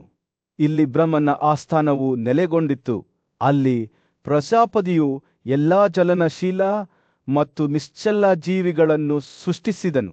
ದಕ್ಷ ಸೇರಿದಂತೆ ಬ್ರಹ್ಮನ 7 ಬುದ್ಧಿವಂತ ಪುತ್ರರು ಅದರ ಶುಭ ಮತ್ತು ಆರೋಗ್ಯಕರ ಸೀಮೆಯೊಳಗೆ ವಾಸಿಸುತ್ತಿದ್ದರು. ದಮ್ಯನು ವಶಿಷ್ಠರನು ತಲೆಯ ಮೇಲೆ ಹಿಡಿದಿರುವ ದಿವ್ಯಋಷಿಗಳ ಬಗ್ಗೆ ಮಾತನಾಡುವಾಗ ಯುಧಿಷ್ಠಿರನ ಕಣ್ಣುಗಳು ಆಶ್ಚರ್ಯದಿಂದ ವಿಶಾಲವಾದವು. ಆತನು ಮೇರುವಿನ ಪ್ರಕಾಶಮಾನವಾದ ಶಿಖರವನ್ನು ನೋಡಿದನು. ಅಲ್ಲಿ ಬ್ರಹ್ಮನು ಸ್ವಯಂ ಜ್ಞಾನವನ್ನು ಸಾಧಿಸಿದ ಸಂತೋಷದ ಆಕಾಶಗಳ ಪಕ್ಕದಲ್ಲಿ ಕುಳಿತಿದ್ದನು. ದೌಮ್ಯನ ಮಾತುಗಳು ಎಲ್ಲಾ ಜೀವಿಗಳ ಪ್ರಧಾನ ಪ್ರಭು ಮತ್ತು ಮೂಲವಾದ ನಾರಾಯಣನ ಚಿತ್ರಣವನ್ನು ಚಿತ್ರಿಸಿದವು. ಅವರ ರಾಜ್ಯವು ದೇವರುಗಳು ಮತ್ತು ದಾನವರ ವ್ಯಾಪ್ತಿಯನ್ನು ಮೀರಿದೆ. ಈ ಪ್ರದೇಶವು ತನ್ನ ಸ್ಥಳೀಯ ವೈಭವದಿಂದ ಹೊಳೆಯುತ್ತಿತ್ತು. ಸೂರ್ಯ ಅಥವಾ ಬೆಂಕಿಯಂತೆ ಹೊಳೆಯುತ್ತಿತ್ತು. ದೌಮ್ಯನ ವಿವರಣೆಯನ್ನು ಕೇಳುವಾಗ ಯುಧಿಷ್ಠಿರನು ಅಗಾಧವಾದ ವಿಸ್ಮಯವನ್ನು ಅನುಭವಿಸಿದನು. ಆ ಋಷಿಯು ನಾರಾಯಣನ ಸಾಮ್ರಾಜ್ಯದ ಬಗ್ಗೆ ಮಾತನಾಡುವುದನ್ನು ಮುಂದುವರಿಸಿದನು. ಅಲ್ಲಿ ಅವನ ದಿವ್ಯ ಬೆಳಕಿಗೆ ಹೋಲಿಸಿದರೆ ಪ್ರಕಾಶಗಳು ಹೊಳೆಯಲು ಸಾಧ್ಯವಾಗಲಿಲ್ಲ. ಇಲ್ಲಿ ಪುಣ್ಯ ಮತ್ತು ಧಾರ್ಮಿಕ ಆಚರಣೆಗಳಿಂದ ಸ್ಫೂರ್ತಿ ಪಡೆದ ಯತಿಗಳು ಸಾರ್ವತ್ರಿಕ ಆತ್ಮವನ್ನು ಸ್ವಯಂ ಸೃಷ್ಟಿಸಿದ ಮತ್ತು ದೇವರುಗಳ ಶಾಶ್ವತ ದೇವರನ್ನು ಪಡೆದರು. ಸೂರ್ಯ ಮತ್ತು ಚಂದ್ರರು ಪ್ರತಿದಿನ ಮೇರು ಸುತ್ತಲೂ ಹೇಗೆ ಹರಿದಾಡುತ್ತಾರೆ, ಸೃಷ್ಟಿಸಿದ ವಸ್ತುಗಳ ಮೇಲೆ ತಮ್ಮ ನಿರಂತರ ಚಲನೆಯಿಂದ ಹೇಗೆ ಪ್ರಭಾವ ಬೀರುತ್ತಾರೆ ಎಂಬುದನ್ನು ದೌಮ್ಯ ವಿವರಿಸುತ್ತಿದ್ದಂತೆ ಯುಧಿಷ್ಠಿರನು ಶ್ರದ್ಧೆಯಿಂದ ಆಲಿಸಿದನು. ಸೂರ್ಯನು ಎಲ್ಲಾ ಜೀವಿಗಳಿಂದ ಶಕ್ತಿಯನ್ನು ಹಿಂತೆಗೆದುಕೊಂಡನು. ಅದನ್ನು ಮರಳಿ ನೀಡಲು ಮಾತ್ರ. ಅರ್ಜುನನ ಸಹಚರರಿಗೆ ಆ ದಿನವು ಇತರ ದಿನಗಳಂತೆ ಕಳೆದು ಹೋಯಿತು. ಅವರ ಮನಸ್ಸುಗಳು ಅವನ ಬಗೆಗಿನ ಆಲೋಚನೆಗಳಲ್ಲಿ ಮುಳುಗಿದ್ದವು. ಆದರೆ ಅವರಿಗೆ ಸ್ವಲ್ಪವೇ ತಿಳಿದಿತ್ತು. ಹಠಾತ್ ಆಗಮನವು ಎಲ್ಲವನ್ನೂ ಬದಲಾಯಿಸಲಾರಂಭಿಸಿತು. ಮಹೇಂದ್ರನ ರಥವು ಮಿಂಚಿನಂತೆ ಹೊಳೆಯುವ ಕುದುರೆಗಳಿಗೆ ಜೋಡಿಯಾಗಿ ದೃಶ್ಯದ ಮೇಲೆ ಸ್ಫೋಟಿಸಿತು. ಅದರ ಉಪಸ್ಥಿತಿಯು ಬಹುತೇಕ ಕುರುಡಾಗಿತ್ತು. ಮತಾಲಿಯಿಂದ ಚಾಲಿತವಾದ ರಥವು ಬೆಂಕಿಯ ನಾಲಿಗೆಯಂತೆ ಅಥವಾ ಹೊಳೆಯುವ ಉಲ್ಕೆಯಂತೆ ಆಕಾಶವನ್ನು ಬೆಳಗಿಸಿತು. ಮತ್ತು ಅರ್ಜುನನ ಹಿರಿಯ ಸಹೋದರ ಕಿರೀಟಿಯು ಅದರೊಳಗೆ ಹೂಮಾಲೆಗಳು ಮತ್ತು ಹೊಸದಾಗಿ ತಯಾರಿಸಿದ ಆಭರಣಗಳನ್ನು ಹೊಳೆಯುತ್ತಾ ಕುಳಿತಿದ್ದನು. ರಥವು ಪರ್ವತದ ಮೇಲೆ ವಿಶ್ರಾಂತಿ ಪಡೆಯುತ್ತಿದ್ದಂತೆ ಸ್ವತಃ ಅರ್ಜುನನಾದ ಧನಂಜಯನು ತನ್ನ ಸೌಂದರ್ಯವು ಪ್ರಕಾಶಮಾನವಾದ ಸೂರ್ಯನಂತೆ ಹೊಳೆಯುತ್ತಾ ಇಳಿದನು. ಅವನು ಅಂತಿಮವಾಗಿ ಕೃಷ್ಣನನ್ನು ಭೇಟಿಯಾಗುವ ಮೊದಲು ದೌಮ್ಯ, ಅಜಾತಶತ್ರು ಮತ್ತು ವೃಕೋದರನ ಪಾದಗಳಿಗೆ ತಲೆಬಾಗುತ್ತಾ ಪರ್ವತದ ಸಮೀಪ ಹೋದನು. ಪುನರ್ಮಿಲನವು ಸಂತೋಷದಾಯಕವಾಗಿತ್ತು. ಎಲ್ಲಾ ಪಕ್ಷಗಳು ಒಬ್ಬರನ್ನೊಬ್ಬರು ನೋಡಿ ಸಂತೋಷಪಟ್ಟವು. ನಂತರ ಕಿರೀಟಿಯು ಅರ್ಜುನನ ಮುಂದೆ ವಿನಮ್ರ ವೇಷದಲ್ಲಿ ನಿಂತಳು ಮತ್ತು ಅವನನ್ನು ಭೇಟಿಯಾದಾಗ ಅವರು ತುಂಬಾ ಸಂತೋಷಪಟ್ಟರು. ಕಿರೀಟಿಯು ತಮ್ಮ ಸಹೋದರನನ್ನು ಸ್ತುತಿಸಲು ಪ್ರಾರಂಭಿಸಿದಳು. ಅವನ ಸದ್ಗುಣಗಳು ಮತ್ತು ಸಾಧನೆಗಳನ್ನು ಹೊಗಳಿದಳು. ಅವರು ಒಟ್ಟಿಗೆ ನಿಂತಾಗ ಪಾರ್ಥರ ಕಣ್ಣುಗಳು ಮಾತಾಲಿಯ ರಥದ ಮೇಲೆ ಬಿದ್ದವು. ಅದು ಅವರೆಲ್ಲರನ್ನೂ ಒಟ್ಟುಗೂಡಿಸಿತು. ಅವರು ಅದರ ಸುತ್ತಲೂ ಗೌರವದಿಂದ ನಡೆದರು. ಅದರ ಚಾಲಕನಿಗೆ ಸ್ವತಃ ದೇವರಂತೆ ಗೌರವ ಸಲ್ಲಿಸಿದರ ನಂತರ ಉದಾತ್ತ ಸಹೋದರರು ಮತ್ತಾಲಿಯನ್ನು ಪೂಜಿಸಿ ಆತನ ಉಪಸ್ಥಿತಿಯ ಬಗ್ಗೆ ತಮ್ಮ ಕೃತಜ್ಞತೆಯನ್ನು ವ್ಯಕ್ತಪಡಿಸಿದರು. ಕಿರಿತಿಯು ದೇವರುಗಳ ಆರೋಗ್ಯವನ್ನು ಕೇಳಿದಳು ಮತ್ತು ಮತ್ತಾಲಿಯು ಅವರೊಂದಿಗೆ ಬುದ್ಧಿವಂತಿಕೆಯ ಮಾತುಗಳನ್ನು ಹಂಚಿಕೊಂಡಳು. ನಿರ್ಗಮಿಸುವ ಮೊದಲು ಮತ್ತಾಲಿಯು ಪಾರ್ಥರಿಗೆ ಪುತ್ರರಿಗೆ ಸೂಚನೆ ನೀಡುತ್ತಾನೆ ಮತ್ತು ನಂತರ ತನ್ನ ಹೋಲಿಸಲಾಗದ ರಥದಲ್ಲಿ ಸ್ವರ್ಗಕ್ಕೆ ಹಿಂತಿರುಗಿದನು. ಮತ್ತಾಲಿಯು ಕಣ್ಣಿನಿಂದ ಕಣ್ಮರೆಯಾದಾಗ ಅರ್ಜುನನು ತನ್ನ ಸಹಚರರ ಕಡೆಗೆ ತಿರುಗಿ ಸ್ವರ್ಗದಲ್ಲಿ ತನ್ನ ಸಾಹಸಗಳನ್ನು ವಿವರಿಸಲು ಪ್ರಾರಂಭಿಸಿದನು. ಅವನು ಹೇಗೆ ಸಖರವಾಯು ಮತ್ತು ಶಿವನಿಂದ ಯುದ್ಧದ ಕಲೆಗಳನ್ನು ಕಲಿತಿದ್ದನೆಂಬುದರ ಬಗ್ಗೆ ಮತ್ತು ಅವನ ಉತ್ತಮ ನಡವಳಿಕೆ ಮತ್ತು ಸಮರ್ಪಣೆಯಿಂದಾಗಿ ಎಲ್ಲಾ ದೇವರುಗಳು ಅವನ ಬಗ್ಗೆ ಹೇಗೆ ಸಂತೋಷಪಟ್ಟರು ಎಂಬುದರ ಬಗ್ಗೆ ಅವನು ಹೇಳಿದನು. ಸಹೋದರರು ಕಿರಿತಿಯ ಕಥೆಗಳಲ್ಲಿ ಮುಳುಗಿದ್ದವು. ಅವರ ಕಣ್ಣುಗಳು ಆಶ್ಚರ್ಯದಿಂದ ಹೊಳೆಯುತ್ತಿದ್ದವು. ರಾತ್ರಿ ಬೀಳಲು ಪ್ರಾರಂಭಿಸಿದಾಗ ಅರ್ಜುನನು ತನ್ನ ಸೋದರಳಿಯರು ಮಾದ್ರಿಯ ಮಕ್ಕಳೊಂದಿಗೆ ವಿಶ್ರಾಂತಿ ಪಡೆಯಲು ನೆಲೆಸಿದನು. ಅವರು ತಮ್ಮ ಪ್ರಯಾಣದಿಂದ ಆಯಾಸಗೊಂಡಿದ್ದರೂ ತಮ್ಮ ಪ್ರೀತಿಯ ಸಹೋದರ ಮತ್ತೊಮ್ಮೆ ತಮ್ಮ ಬಳಿಗೆ ಮರಳಿದ್ದಾನೆಂದು ತಿಳಿದ ಅವರ ಹೃದಯಗಳು ಸಂತೋಷದಿಂದ ತುಂಬಿದವು. ರಾತ್ರಿ ಕಳೆದಂತೆ ಅರ್ಜುನನು ತನ್ನ ಸಹೋದರರೊಂದಿಗೆ ನೀತಿವಂತ ರಾಜ ಯುಧಿಷ್ಠಿರನಿಗೆ ಗೌರವ ಸಲ್ಲಿಸಿದನು. ಆಕಾಶದ ಸಂಗೀತದ ಶಬ್ದಗಳು ಮತ್ತು ರಥದ ಚಕ್ರಗಳ ಗದ್ದಲವು ಗಾಳಿಯಲ್ಲಿ ಪ್ರತಿಧ್ವನಿಸುತ್ತಿದ್ದಂತೆ ಗಾಳಿಯು ಪಾರಮಾರ್ಥಿಕ ಶಕ್ತಿಯಿಂದ ತುಂಬಿತ್ತು. ಬೇಟೆಯಾಡುವ ಮೃಗಗಳು ಮತ್ತು ಪಕ್ಷಿಗಳು ಕೂಗುಗಳ ಕೋಲಾಹಲವನ್ನು ಹೊರಹಾಕಿದವು. ಅವರು ಕೂಡ ಅಸಾಮಾನ್ಯವಾದದ್ದನ್ನು ನೋಡುತ್ತಿದ್ದಾರೆ. ಸಹೋದರರು ಗೌರವದಿಂದ ನಿಂತಾಗ ಆಕಾಶದಿಂದ ಬೆರಗುಗೊಳಿಸುವ ಮೆರವಣಿಗೆಯು ಹೊರಹೊಮ್ಮಿತು. ತಮ್ಮ ಚಿನ್ನದ ಕಾರುಗಳಲ್ಲಿ ಹೊಳೆಯುತ್ತಿದ್ದ ಗಾಂಧರ್ವರು ಮತ್ತು ಅಸುರರ ಸೈನ್ಯಗಳು ದೇವತೆಗಳ ರಾಜನಾದ ಪರಾಕ್ರಮಶಾಲಿ ಇಂದ್ರನನ್ನು ಹಿಂಬಾಲಿಸಿದವು. ಅವರ ರಥವು ಮೋಡಗಳಂತೆ ಹೊಳೆಯುತ್ತಿದ್ದ ಕುದುರೆಗಳಿಂದ ಜೋಡಿಯಾಗಿ ಪಾಂಡವರ ಕಡೆಗೆ ಗುಡುಗಿತು. ಇಂದ್ರನು ತನ್ನ ರಥದಿಂದ ಹೊಳೆಯುತ್ತಾ ತನ್ನ ರಥದಿಂದ ಕೆಳಗಿಳಿದು ಸಹೋದರರ ಮುಂದೆ ನಿಂತಾಗ ಗಾಳಿಯು ನಿರೀಕ್ಷೆಯಿಂದ ವಿದ್ಯುತ್ಮಯವಾಗಿತ್ತು. ಯುಧಿಷ್ಠಿರನು ಉನ್ನತ ಹೃದಯದ ರಾಜನನ್ನು ನೋಡಿದಾಗ ಅವನ ಕಣ್ಣುಗಳು ಭಯದಿಂದ ವಿಶಾಲವಾದವು. ಪೂಜ್ಯ ಭಾವದಿಂದ ಅವನು ತನ್ನ ಸಹೋದರರೊಂದಿಗೆ ಇಂದ್ರನ ಬಳಿಗೆ ಹೋದನು. ಪ್ರಾಚೀನ ಸಂಪ್ರದಾಯಗಳಿಗೆ ಅನುಗುಣವಾಗಿ ಯುಧಿಷ್ಠಿರನು ಇಂದ್ರನ ಅಪರಿಮಿತ ಶಕ್ತಿ ಮತ್ತು ಘನತೆಯನ್ನು ಅಂಗೀಕರಿಸುತ್ತಾ ಅವನನ್ನು ಆರಾಧಿಸಿದನು. ಅರ್ಜುನನು ಇನ್ನೂ ತನ್ನ ತಪಸ್ವಿ ಜೀವನದ ಗುರುತುಗಳನ್ನು ಹೊಂದಿದ್ದನು. ಇಂದ್ರನ ಮುಂದೆ ವಿನಮ್ರ ಮನೋಭಾವದಿಂದ ನಿಷ್ಠಾವಂತ ಸೇವಕನಂತೆ ನಿಂತನು. ಇಂದ್ರನು ಅರ್ಜುನನ ಹೆಪ್ಪುಗಟ್ಟಿದ ಕೂದಲನ್ನು ನೋಡುತ್ತಿದ್ದಂತೆ ಅವನು ಸಂತೋಷದಿಂದ ತುಂಬಿ ಹೋದನು. ದೇವತೆಗಳ ರಾಜನು ತನ್ನ ಸಹೋದರನಿಂದ ಹೊರಹೊಮ್ಮುವ ಶುದ್ಧತೆ ಮತ್ತು ಭಕ್ತಿಯನ್ನು ಅರಿತ ಯುಧಿಷ್ಠಿರನ ಮೇಲೆ ಮುಗುಳ್ನಕ್ಕನು. ಇಂದ್ರನನ್ನು ಆರಾಧಿಸುವ ಮೂಲಕ ಯುಧಿಷ್ಠಿರನು ಅಪೂರ್ವವಾದ ಆನಂದವನ್ನು ಅನುಭವಿಸಿದನು. ಪಾಂಡವರ ಬಗ್ಗೆ ಸಂತೋಷಗೊಂಡ ಇಂದ್ರನು ಯುಧಿಷ್ಠಿರನೊಂದಿಗೆ ಗುಡುಗಿನಂತಹ ಧ್ವನಿಯಲ್ಲಿ ಮಾತನಾಡಿದನು. ಓ ಪಾಂಡವ, ನೀನು ಭೂಮಿಯ ಮೇಲೆ ಆಳ್ವಿಕೆ ನಡೆಸುವೆ ಎಂದು ಅವನು ಘೋಷಿಸಿದನು. ನೀನು ಆಶೀರ್ವದಿಸಲಿ.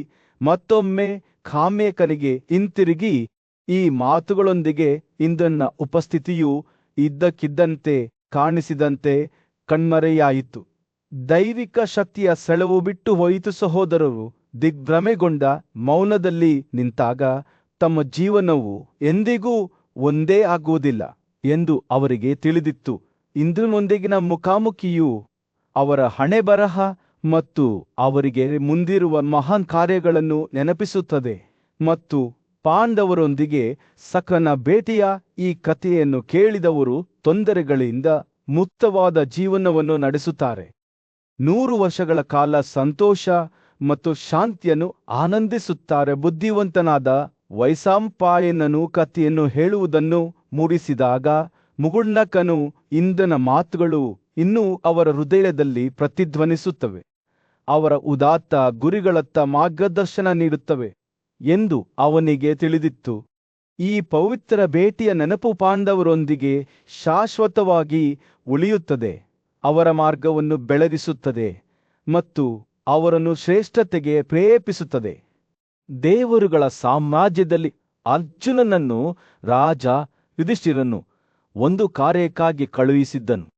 ಆದರೆ ಅವನು ತನ್ನ ಕಾರ್ಯವನ್ನು ಪೂರೈಸಲು ವಿಫಲನಾಗಿದ್ದನು. ಅವನು ಭೂಮಿಗೆ ಹಿಂತಿರುಗಿದಾಗ ಅವನ ಸಹೋದರನಿಂದ ಕುತೂಹಲ ಮತ್ತು ಮೆಚ್ಚುಗೆಯನ್ನು ಎದುರಿಸಿದನು. ಅವನು ಸ್ವರ್ಗದಲ್ಲಿ ತನ್ನ ಅನುಭವಗಳ ಬಗ್ಗೆ ಕೇಳಿದನು.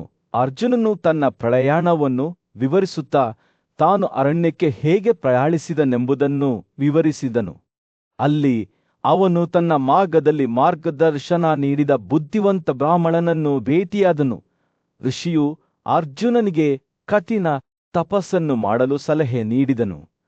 ಅವನು ಶೀಘ್ರದಲ್ಲೇ ದೇವರುಗಳನ್ನು ನುಡುತ್ತಾನೆ ಎಂದು ಭರವಸೆ ನೀಡಿದನು. ದೃಢನಿಶ್ಚಯದಿಂದ ಅರ್ಜುನನು ಈ ಆಧ್ಯಾತ್ಮಿಕ ಅನ್ವೇಷಣೆಯನ್ನು ಪ್ರಾರಂಭಿಸಿದನು.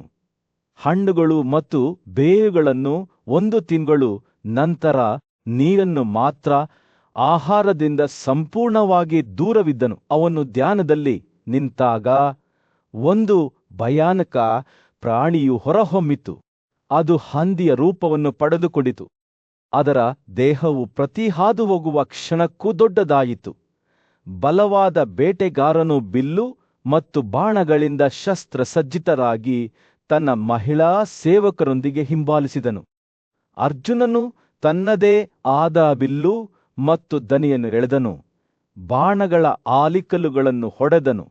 ಆದರೆ ಆ ಪ್ರಾಣಿಯು ಅವೆಲ್ಲವನ್ನೂ ಹೀರಿಕೊಂಡಿತು. ಅರ್ಜುನನು ಬಾಣದ ಮೇಲೆ ಬಾಣವನ್ನು ಹಾರಿಸುವುದರೊಂದಿಗೆ ಯುದ್ಧವು ಉಲ್ಬಣಗೊಂಡಿತು. ಪ್ರತಿಯೊಂದನ್ನೂ ಮೃಗವು ನುಂಗಿತು. ಅಡ್ಡಿಪಡಿಸದೆ ಅವನು ಹೆಚ್ಚು ಶಕ್ತಿಯುತವಾದ ಶಸ್ತ್ರಾಸ್ತ್ರಗಳನ್ನು ಬಳಸಿದನು.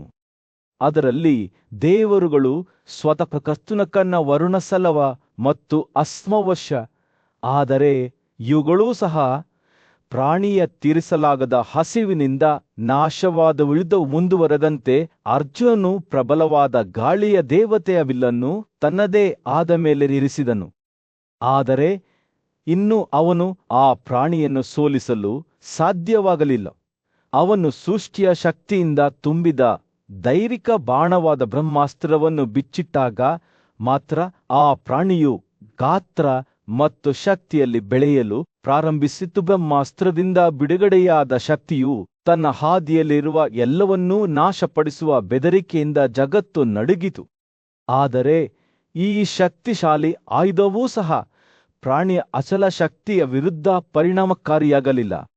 ಅರ್ಜುನನು ತನ್ನ ವೈರಿಯನ್ನು ಮಂತ್ರಿಕತೆಯ ಬದಲು ದೈಹಿಕ ಶಕ್ತಿಯಿಂದ ಎದುರಿಸಬೇಕೆಂದು ಅರಿತುಕೊಳ್ಳುವವರೆಗೂ ದಿಗ್ಭ್ರಮೆಗೊಂಡನು ಮತ್ತು ಭಯಭೀತರಾಗಿದ್ದನು. ಆ 2 ಕೊಂಬುಗಳು, ಅವುಗಳ ಹೊಡೆತಗಳು ಭೂಮಿಯನ್ನು ಅಲುಗಾಡಿಸುತ್ತಿದ್ದಂತೆ ಅರ್ಜುನನು ತನ್ನ ಎದುರಾಳಿಯ ಸಂಪೂರ್ಣ ಶಕ್ತಿಯಿಂದ ಸೋತು ನೆಲಕ್ಕೆ ಬಿದ್ದನು.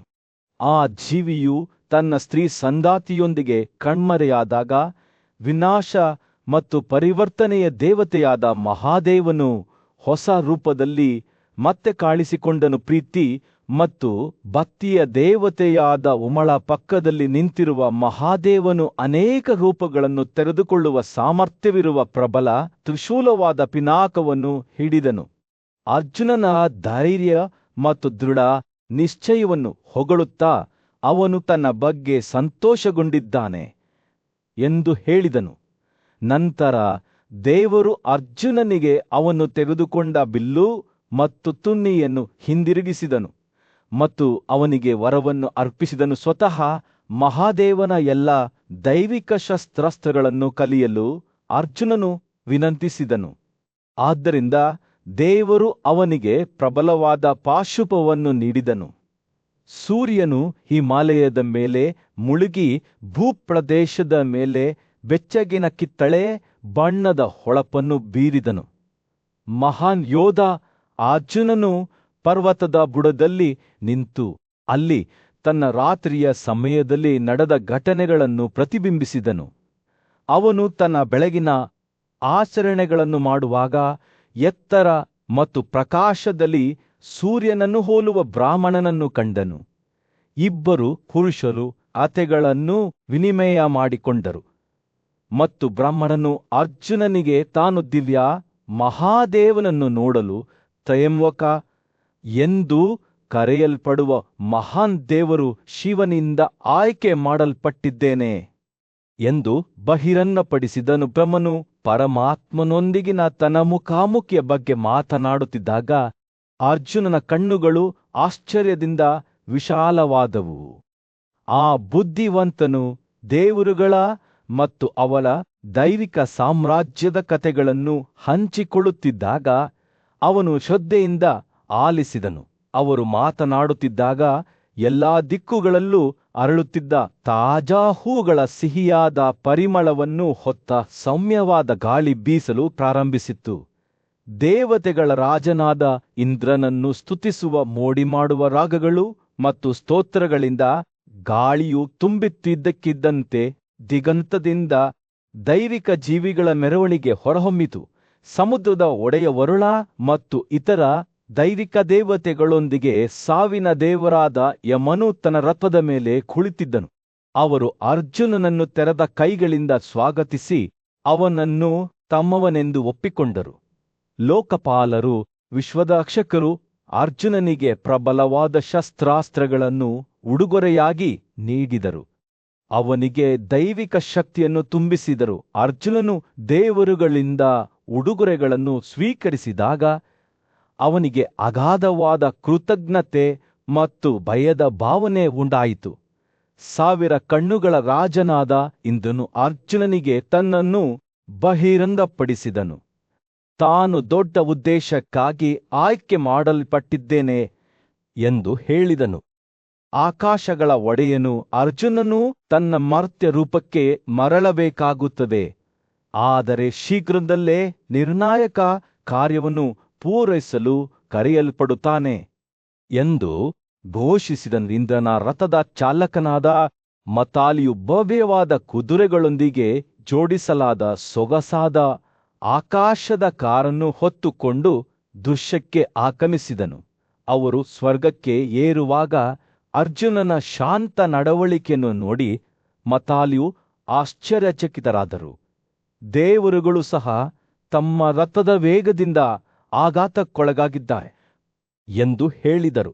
ಅವರು ಉಸಿರುಗಟ್ಟಿಸುವ ದೃಶ್ಯಗಳಿಗೆ ಸಾಕ್ಷಿಯಾಗಿ ಮತ್ತು ದೈವಿಕ ವಾಸಸ್ಥಾನಗಳಲ್ಲಿ ಆಶ್ಚರ್ಯಚಕಿತರಾಗಿ ಆಕಾಶಗಳ ಮೂಲಕ ಹಾರಿದರು. ಇಂದ್ರನ ರಾಜ್ಯದ ರಾಜಧಾನಿಯಾದ ಅಮರಾವತಿ ನಗರದಲ್ಲಿ ಅರ್ಜುನನು ತನ್ನ ಕಲ್ಪನೆಗೂ ಮೀರಿದ ಅದ್ಭುತಗಳನ್ನು ನೋಡಿದನು. ಆತ ಹೊಳೆಯುವ ಉದ್ಯಾನವನಗಳನ್ನು, ಕಮಲದ ಹೂವುಗಳಿಂದ ಸುಗಂಧಭರಿತವಾದ ಸರೋವರಗಳನ್ನು ಮತ್ತು ಎಲ್ಲಾ ಆಸೆಗಳನ್ನು ಪೂರೈಸುವ ಹಣ್ಣುಗಳನ್ನು ನೀಡುವ ಮರಗಳನ್ನು ನೋಡಿದನು. ಗಾಳಿಯು ಸಿಹಿ ರಾಗಗಳಿಂದ ತುಂಬಿತ್ತು ಮತ್ತು ಭೂಮಿಯು ರತ್ನದ ಕೆಲಿಡೋಸ್ಕೋಪಿಂದ ಹೊಳೆಯುತ್ತಿತ್ತು. ಅವರು ನಗರವನ್ನು ಪ್ರವೇಶಿಸಿದಾಗ ಅರ್ಜುನನು ತನ್ನನ್ನು ಆಶೀರ್ವದಿಸಿದ ವಾಸುಗಳು, ರುದ್ರರು ಮತ್ತು ಇತರ ಆಕಾಶ ಜೀವಿಗಳನ್ನು ಭೇಟಿಯಾದನು. ಅವರು ಅವನಿಗೆ ಶಕ್ತಿ, ಪರಾಕ್ರಮ ಮತ್ತು ಯುದ್ಧದಲ್ಲಿ ವಿಜಯವನ್ನು ನೀಡಿದರು. ಸಂತೋಷ ಮತ್ತು ಆಶ್ಚರ್ಯದಿಂದ ತುಂಬಿದ ಹೃದಯದಿಂದ ಅರ್ಜುನನು ಇಂದ್ರನ ಮುಂದೆ ನಿಂತನು. ಅವನು ತನ್ನ ಅರ್ಧ ಆಸನವನ್ನು ಗೌರವದ ಸಂಕೇತವಾಗಿ ಅರ್ಪಿಸಿದನು. ಇದರಲ್ಲಿ ಅರ್ಜುನನು ತನ್ನ ಕಥೆಯನ್ನು ಹೇಳುವುದನ್ನು ಮುಂದುವರೆಸಿದಾಗ ಅವನು ನೀರಿನ ಅಕ್ಷಯ ಪ್ರಭುವಾದ ಭವ್ಯವಾದ ಸಮುದ್ರವನ್ನು ನೋಡಿದ ಒಂದು ಕ್ಷಣದ ಬಗ್ಗೆ ಮಾತನಾಡುತ್ತಿದ್ದನು.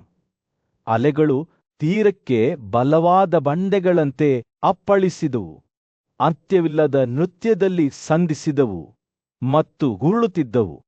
ಅಲೆಗಳ ಧ್ವನಿಯೊಂದಿಗೆ ಸಾವಿರಾರು ಹಡಗುಗಳು ಅಮೂಲ್ಯ ರತ್ನಗಳಿಂದ ತುಂಬಿದವು. ಅವುಗಳ ಹಡಗುಗಳು ಗಾಳಿಯಲ್ಲಿ ಬೀಸುತ್ತಿದ್ದವು. ಅರ್ಜುನನು ಈ ಅದ್ಭುತ ದೃಶ್ಯವನ್ನು ನೋಡುತ್ತಿರುವಾಗ ತಾನು ಹಿಂದೆಂದೂ ನೋಡಿರದ ಜೀವಿಗಳನ್ನು ಅವನು ಗಮನಿಸಿದನು.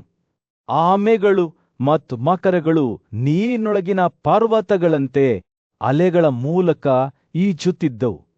ಸಮುದ್ರದ ತಳವು ಸ್ಪಷ್ಟವಾದ ರಾತ್ರಿಯಲ್ಲಿ ನಕ್ಷತ್ರಗಳಂತೆ ಹೊಳೆಯುವ ಚಿಪ್ಪುಗಳಿಂದ ಕೂಡಿತ್ತು.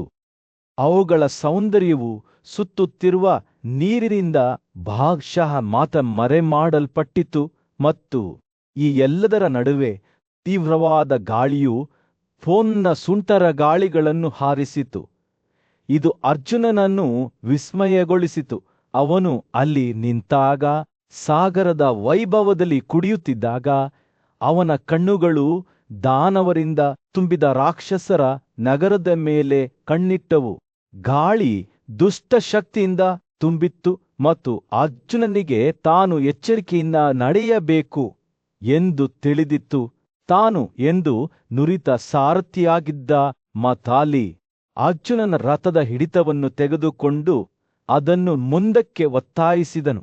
ರಾಕ್ಷಸ ನಗರದ ಬಾಗಿಲುಗಳನ್ನು, ಅದರ ನಿವಾಸಿಗಳ ಬೆನ್ನೆಲುಬುಗಳನ್ನು ಕಂಪಿಸುವ ಶಕ್ತಿಯಿಂದ ಅಲುಗಾಡಿಸಿದನು. ಅರ್ಜುನನೇ ಆಕಾಶಗಳ ಒಡೆಯನೆಂದು ಭಾವಿಸಿದ ದಾನವರು ಭಯಭೀತರಾದರು. ಅವರು ತಮ್ಮ ಬಿಲ್ಲುಗಳು ಮತ್ತು ಬಾಣಗಳು, ಕತ್ತಿಗಳು ಮತ್ತು ಜಾವೆಲಿನ್ಗಳನ್ನು ಹಿಡಿದು ಆಕ್ರಮಣಕಾರಿ ಎಂದು ಭಾವಿಸಲಾದವರ ವಿರುದ್ಧ ತಮ್ಮ ಭದ್ರಕೋಟೆಯನ್ನು ರಕ್ಷಿಸಲು ಸಿದ್ಧರಾದರು. ಆದರೆ ಅವರು ಯುದ್ಧಕ್ಕೆ ಸಿದ್ಧವಾಗುತ್ತಿದ್ದಂತೆ ಮತಾಲಿಯ ರಥವು ತನ್ನ ನಿರಂತರ ವೇಗವನ್ನು ಮುಂದುವರೆಸಿತು. ದಾನವರು ತಮ್ಮ ಬಾಗಿಲುಗಳನ್ನು ಮುಚ್ಚಿಕೊಳ್ಳುವಂತೆ ಮತ್ತು ತಮ್ಮೊಳಗೆ ತಮ್ಮನ್ನು ತಡೆದುಕೊಳ್ಳುವಂತೆ ಒತ್ತಾಯಿಸಿ ಈ ಸವಾಲಿನಿಂದ ವಿಚಲಿತರಾಗದೆ ಅರ್ಜುನನು ತನ್ನ ಶಾಂತವಾದ ದೇವದತ್ತವನ್ನು ಎತ್ತಿಕೊಂಡು ಆಕಾಶವನ್ನು ಅಲುಗಾಡಿಸಿದ ಪ್ರಬಲ ಗರ್ಜನೆಯನ್ನು ಹೊರಹಾಕಿದನು. ಆ ಧ್ವನಿಯ ಪ್ರತಿಧ್ವನಿಗಳು ಭೂಮಿಯಾದ್ಯಂತ ಕಂಪನವನ್ನು ಉಂಟುಮಾಡಿದರು. ಇದರಿಂದಾಗಿ ಅತ್ಯಂತ ಧೈರ್ಯಶಾಲಿ ಯೋಧರೂ ಸಹ ಭಯಭೀತರಾದರು. ದಾನವರು ತಮ್ಮ ದ್ವಾರಗಳಲ್ಲಿ ನಡುಗುತ್ತಿದ್ದಂತೆ ದ್ವಿತೀಯ ಸಂತತಿಯಾದ ನಿವತ ಕವಚರು ನೆರಳಿನಿಂದ ಹೊರಬಂದು ತಮ್ಮ ರಕ್ಷಾ ಕವಚವನ್ನು ಧರಿಸಿ ತಮ್ಮ ಮಾರಕ ಶಸ್ತ್ರಾಸ್ತ್ರಗಳನ್ನು ಹಿಡಿದುಕೊಂಡರು. ಅರ್ಜುನನ ರಥವು ಮಾತಾಲಿಯ ನುರಿತ ಕೈಗಳಿಂದ ಮಾರ್ಗದರ್ಶನ ಪಡೆದು ರಾಕ್ಷಸ ನಗರದ ಮೇಲೆ ಬೀಳುತ್ತಿದ್ದಂತೆ ಗಾಳಿಯು ಉದ್ವಿಗ್ನತೆಯಿಂದ ಕೂಡಿತ್ತು. ದಾನವರು ತಮ್ಮ ಸಂಗೀತ ವಾದ್ಯಗಳಿಂದ ಅಸಂಬದ್ಧ ಶಬ್ದಗಳ ಕೋಲಾಹಲವನ್ನು ಬಿಚ್ಚಿಟ್ಟರು. ಆದರೆ ಅರ್ಜುನನ ಶಂಖ ಕವಚದ ಗದ್ದಲದಿಂದ ಇವುಗಳು ಮುಳುಗಿ ಹೋದವು. ಯುದ್ಧವು ಉಲ್ಬಣಗೊಳ್ಳುತ್ತಿದ್ದಂತೆ ನೂರಾರು ಮತ್ತು ಸಾವಿರಾರು ಮೀನುಗಳು ಭಯಭೀತರಾಗಿ ಓಡಿ ಹೋದವು. ಆದರೆ ರಾಕ್ಷಸರು ಅರ್ಜುನ ಮೇಲೆ ಬಾಣದ ನಂತರ ಬಾಣವನ್ನು ಹಾರಿಸಿದರೂ ಸಂಘರ್ಷವು ತೀವ್ರವಾಗಿತ್ತು. ಎರಡೂ ಕಡೆಯವರು ಸೋಲೊಪ್ಪಲಿಲ್ಲ. ಆದರೆ ಹೋರಾಟವು ತನ್ನ ಪರಾಕಾಷ್ಠೆಯನ್ನು ತಲುಪುತ್ತಿದ್ದಂತೆ ದೇವರ್ಷಿಗಳು, ದಾನವರ್ಷಿಗಳು, ಬ್ರಹ್ಮರ್ಷಿಗಳು ಮತ್ತು ಸಿದ್ಧರು ಸ್ಥಳಕ್ಕೆ ಆಗಮಿಸಿದರು. ಅವರ ಧ್ವನಿಯು ಹೆಚ್ಚಾಯಿತು. ಯುದ್ಧವು ತೀವ್ರಗೊಂಡಿತು.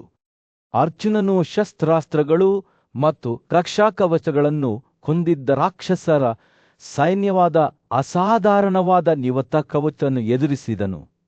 ಅವನು ಯುದ್ಧಕ್ಕೆ ಸವಾರಿ ಮಾಡುವಾಗ ಅವನ ರಥವನ್ನು ಇದ್ದಕ್ಕಿದ್ದಂತೆ ಈ ಪ್ರಬಲ ಯೋಧರು ಸುತ್ತುವರೆದರು. ಅವರ ರಥಧಾರಿಗಳು ಜೋರಾಗಿ ಕೂಗಿದರು. ಅವರು ಬಾಣಗಳ ಆಲಿಕಲ್ಲುಗಳನ್ನು ಬಿಚ್ಚಿದ್ದರಿಂದ ಅದು ಅವನನ್ನು ಮುಳುಗಿಸುವ ಬೆದರಿಕೆ ಹಾಕಿತು. ಅರ್ಜುನನ ಶತ್ರುಗಳು ಎಲ್ಲಾ ಕಡೆಗಳಲ್ಲಿ ಮುತ್ತಿಗೆ ಹಾಕುತ್ತಿದ್ದಂತೆ ಉಕ್ಕಿನ ಘರ್ಷಣೆ ಮತ್ತು ಬಾಣಗಳ ಗರ್ಜನೆಯ ಶಬ್ದದಿಂದ ಗಾಳಿ ತುಂಬಿತ್ತು. ಅವರ ಹೊಡೆತಗಳ ಭಾರವನ್ನು ಅವನು ಅನುಭವಿಸಬಹುದಾಗಿತ್ತು. ಆದರೆ ಅವನು ಶರಣಾಗಲು ನಿರಾಕರಿಸಿದನು. ತನ್ನೊಳಗೆ ಉರಿಯುತ್ತಿರುವ ತೀವ್ರವಾದ ದೃಢ ನಿಶ್ಚಯದಿಂದ ಅವನು ತನ್ನ ಗಾಂಧೀವ ಬಿಲ್ಲನ್ನು ಎಳೆದನು ಮತ್ತು ತನ್ನ ಪ್ರತಿ ಎದುರಾಳಿಯನ್ನು 10 ನಿಖರವಾದ ಹೊಡೆತಗಳಿಂದ ಚುಚ್ಚಿದ ವೇಗವಾದ ಮತ್ತು ಮಾರಣಾಂತಿಕ ಬಾಣಗಳ ಪ್ರವಾಹವನ್ನು ಬಿಡಿಸಲು ಪ್ರಾರಂಭಿಸಿದನು. ಅರ್ಜುನನ ಪಟ್ಟುಬಿಡದ ದಾಳಿಯಿಂದ ನೀವತಕ್ಕವಚರು ಹಿಮ್ಮೆಟ್ಟಿದರು. ಅವರು ಪಟ್ಟುಬಿಡದ ದಂಡೆಯ ಅಡಿಯಲ್ಲಿ ಹಿಂದಕ್ಕೆ ಎಡವಿದ್ದರಿಂದ ಅವರ ಶ್ರೇಣಿಗಳು ಮುರಿದು ಬಿದ್ದವು. ಆದರೆ ಅವರು ಹಿಮ್ಮೆಟ್ಟಿದಾಗಲೂ ದಂಡೆಗಳು ಮತ್ತು ಬಾಣಗಳಿಂದ ಶಸ್ತ್ರಸಜ್ಜಿತರಾದ ರಾಕ್ಷಸರ ಹೊಸ ಅಲೆಗಳು ಹೊರಹೊಮ್ಮಿದರು. ಅವು ಅರ್ಜುನನ ಮೇಲೆ ಬಹುತೇಕ ಕ್ರೂರವೆಂದು ತೋರುವ ಉಗ್ರತೆಯಿಂದ ಎಸೆದವು. ಅರ್ಜುನನ ರಥಕ್ಕೆ ಮಾತಳಿಯು ಜೋಡಿಸಿದ್ದ ಯುದ್ಧದ ಗಾಳದ ಕುದುರೆಗಳು ಪವಾಡಕ್ಕಿಂತ ಕಡಿಮೆಯಿಲ್ಲದ ವೇಗದಲ್ಲಿ ಮುಂದಕ್ಕೆ ಓಡಿದವು. ಅವರು ತಮ್ಮ ಕಾಲುಗಳ ಕೆಳಗೆ ಶತ್ರುವನ್ನು ತುಳಿದು ಹೋಗುತ್ತಿರುವಾಗ ನಿವತಕವಚವನ್ನು ಹಾರಿಸಿದರು. ಉಕ್ಕಿನ ಘರ್ಷಣೆ ಮತ್ತು ಕಾಲುಗಳ ಹೊಡೆತದ ಶಬ್ದವು ಗಾಳಿಯನ್ನು ತುಂಬಿತು. ಅರ್ಜುನ ರಥವು ಬೆಣ್ಣೆಯ ಮೂಲಕ ಬಿಸಿಯಾದ ಚಾಕಿನಂತೆ ತನ್ನ ಶತ್ರುಗಳ ಶ್ರೇಣಿಯನ್ನು ಕತ್ತರಿಸುತ್ತಿದ್ದವು. ಉಲ್ಬಣಗೊಳ್ಳುತ್ತಿದ್ದಂತೆ ಅರ್ಜುನನು ಹೊತ್ತೊಯ್ಯಲು ತಂದ ಇಚ್ಛಾಶಕ್ತಿಯಿಂದ ವಾಸ್ತವದ ಬಟ್ಟೆಯೇ ಛಿದ್ರವಾಗುತ್ತಿರುವಂತೆ ಭಾಸವಾಯಿತು. ಅವನ ಬಾಣಗಳು ನಿಜವಾಗಿ ಮತ್ತು ವೇಗವಾಗಿ ಹಾರಿ ರಾಕ್ಷಸರ 100 ರಾಕ್ಷಸರನ್ನು ಅವನ ಮೇಲೆ ಬಂಧಿಸಲು ಪ್ರಯತ್ನಿಸಿದವು. ನಿವತಕವಚರು ತಮ್ಮ ಎಲ್ಲಾ ಶಕ್ತಿಯಿಂದ ಹೋರಾಡಿದರು. ಆದರೆ ಅರ್ಜುನನ ಪರಾಕ್ರಮವು ಸಾಟಿಯಿಲ್ಲ. ಅವನು ತನ್ನ ಶತ್ರುಗಳನ್ನು ಗೋಧಿಯ ಮೂಲಕ ಕತ್ತಿಯಂತೆ ಕಡಿಯುತ್ತಿದ್ದಂತೆಯೇ ಅರ್ಜುನನ ಮನಸ್ಸು ಯುದ್ಧದ ನಷ್ಟದ ಭಾರವನ್ನು ಅನುಭವಿಸಲು ಪ್ರಾರಂಭಿಸಿತು. ಆದರೆ ಚಕ್ರದ ಸಾರಥಿಯಾದ ಮತಾಲಿ ಅವನ ಪಕ್ಕದಲ್ಲಿ ನಿಂತನು. ಪವಾಡದ ಗಡಿಯಲ್ಲಿರುವ ಕುದುರೆಗಳನ್ನು ಸುಲಭವಾಗಿ ಮುನ್ನಡೆಸಿದನು. ಒಟ್ಟಾಗಿ ಅವರು ಬಹುತೇಕ ಅಶೇಯರಾಗಿ ಕಾಣುತ್ತಿದ್ದರು. ಹೋರಾಟವು ಮುಂದುವರಿದಂತೆ ಅರ್ಜುನನು ಕೇವಲ ಗೆಲ್ಲಲು ಹೋರಾಡುತ್ತಿಲ್ಲ ಎಂಬುದು ಸ್ಪಷ್ಟವಾಯಿತು. ಅವನು ತನ್ನದೇ ಆದ ದಂತಕತೆಗೆ ಅರ್ಹನಾಗಲು ಹೋರಾಡುತ್ತಿದ್ದನು. ಮತ್ತು ಈ ಅತ್ಯುನ್ನತ ಪರೀಕ್ಷೆಯ ಕ್ಷಣದಲ್ಲಿ ಅವನು ತನ್ನೊಳಗೆ ಯಾವುದೇ ಮಿತಿಯಿಲ್ಲದ ಶಕ್ತಿ ಮತ್ತು ದೃಢನಿಶ್ಚಯದ ಭಂಡಾರವನ್ನು ಕಂಡುಕೊಂಡನು. ಪ್ರತಿ ಹಾದುಹೋಗುವ ಕ್ಷಣದೊಂದಿಗೆ ಅವನ ಬಾಣಗಳು ವೇಗವಾಗಿ ಮತ್ತು ಮಾರಣಾಂತಿಕವಾಗಿ ಹಾರಿ ಹೋದವು. ನಿವತಕವಚರು ಅವನನ್ನು ಬಂಧಿಸಲು ಪ್ರಯತ್ನಿಸುತ್ತಿದ್ದಾಗ 100 ಜನರನ್ನು ಕತ್ತರಿಸಿದವು. ಅಂತಿಮವಾಗಿ ಆ ದಿನವನ್ನು ಗೆದ್ದದ್ದು ಕೇವಲ ಅರ್ಜುನನ ಶಸ್ತ್ರಾಸ್ತ್ರಗಳ ಕೌಶಲ್ಯವಲ್ಲ, ಅದು ಅವನ ಅಚಲವಾದ ಇಚ್ಛಾಶಕ್ತಿಯಾಗಿತ್ತು. ಎಲ್ಲವೂ ಕಳೆದು ಹೋಗಿರುವಂತೆ ಕಂಡು ಬಂದಾಗಲೂ ಶರಣಾಗಲು ಅವನು ನಿರಾಕರಿಸಿದ್ದನು. ಅರ್ಜುನನು ಅಸುರರ ಪ್ರಬಲ ಸೈನ್ಯದ ಮುಂದೆ ನಿಂತಾಗ ಸೂರ್ಯನು ಅರ್ಜುನನ ರಕ್ಷಾಕವಚದ ಮೇಲೆ ಅಪ್ಪಳಿಸಿದನು.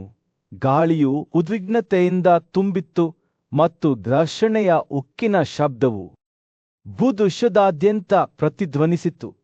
ಇದ್ದಕ್ಕಿದ್ದಂತೆ ಮೇಲಿನಿಂದ ಬೃಹತ್ ಬಂಡೆಗಳ ಆಲಿಕಲ್ಲುಗಳು ಅಪ್ಪಳಿಸಿದವು.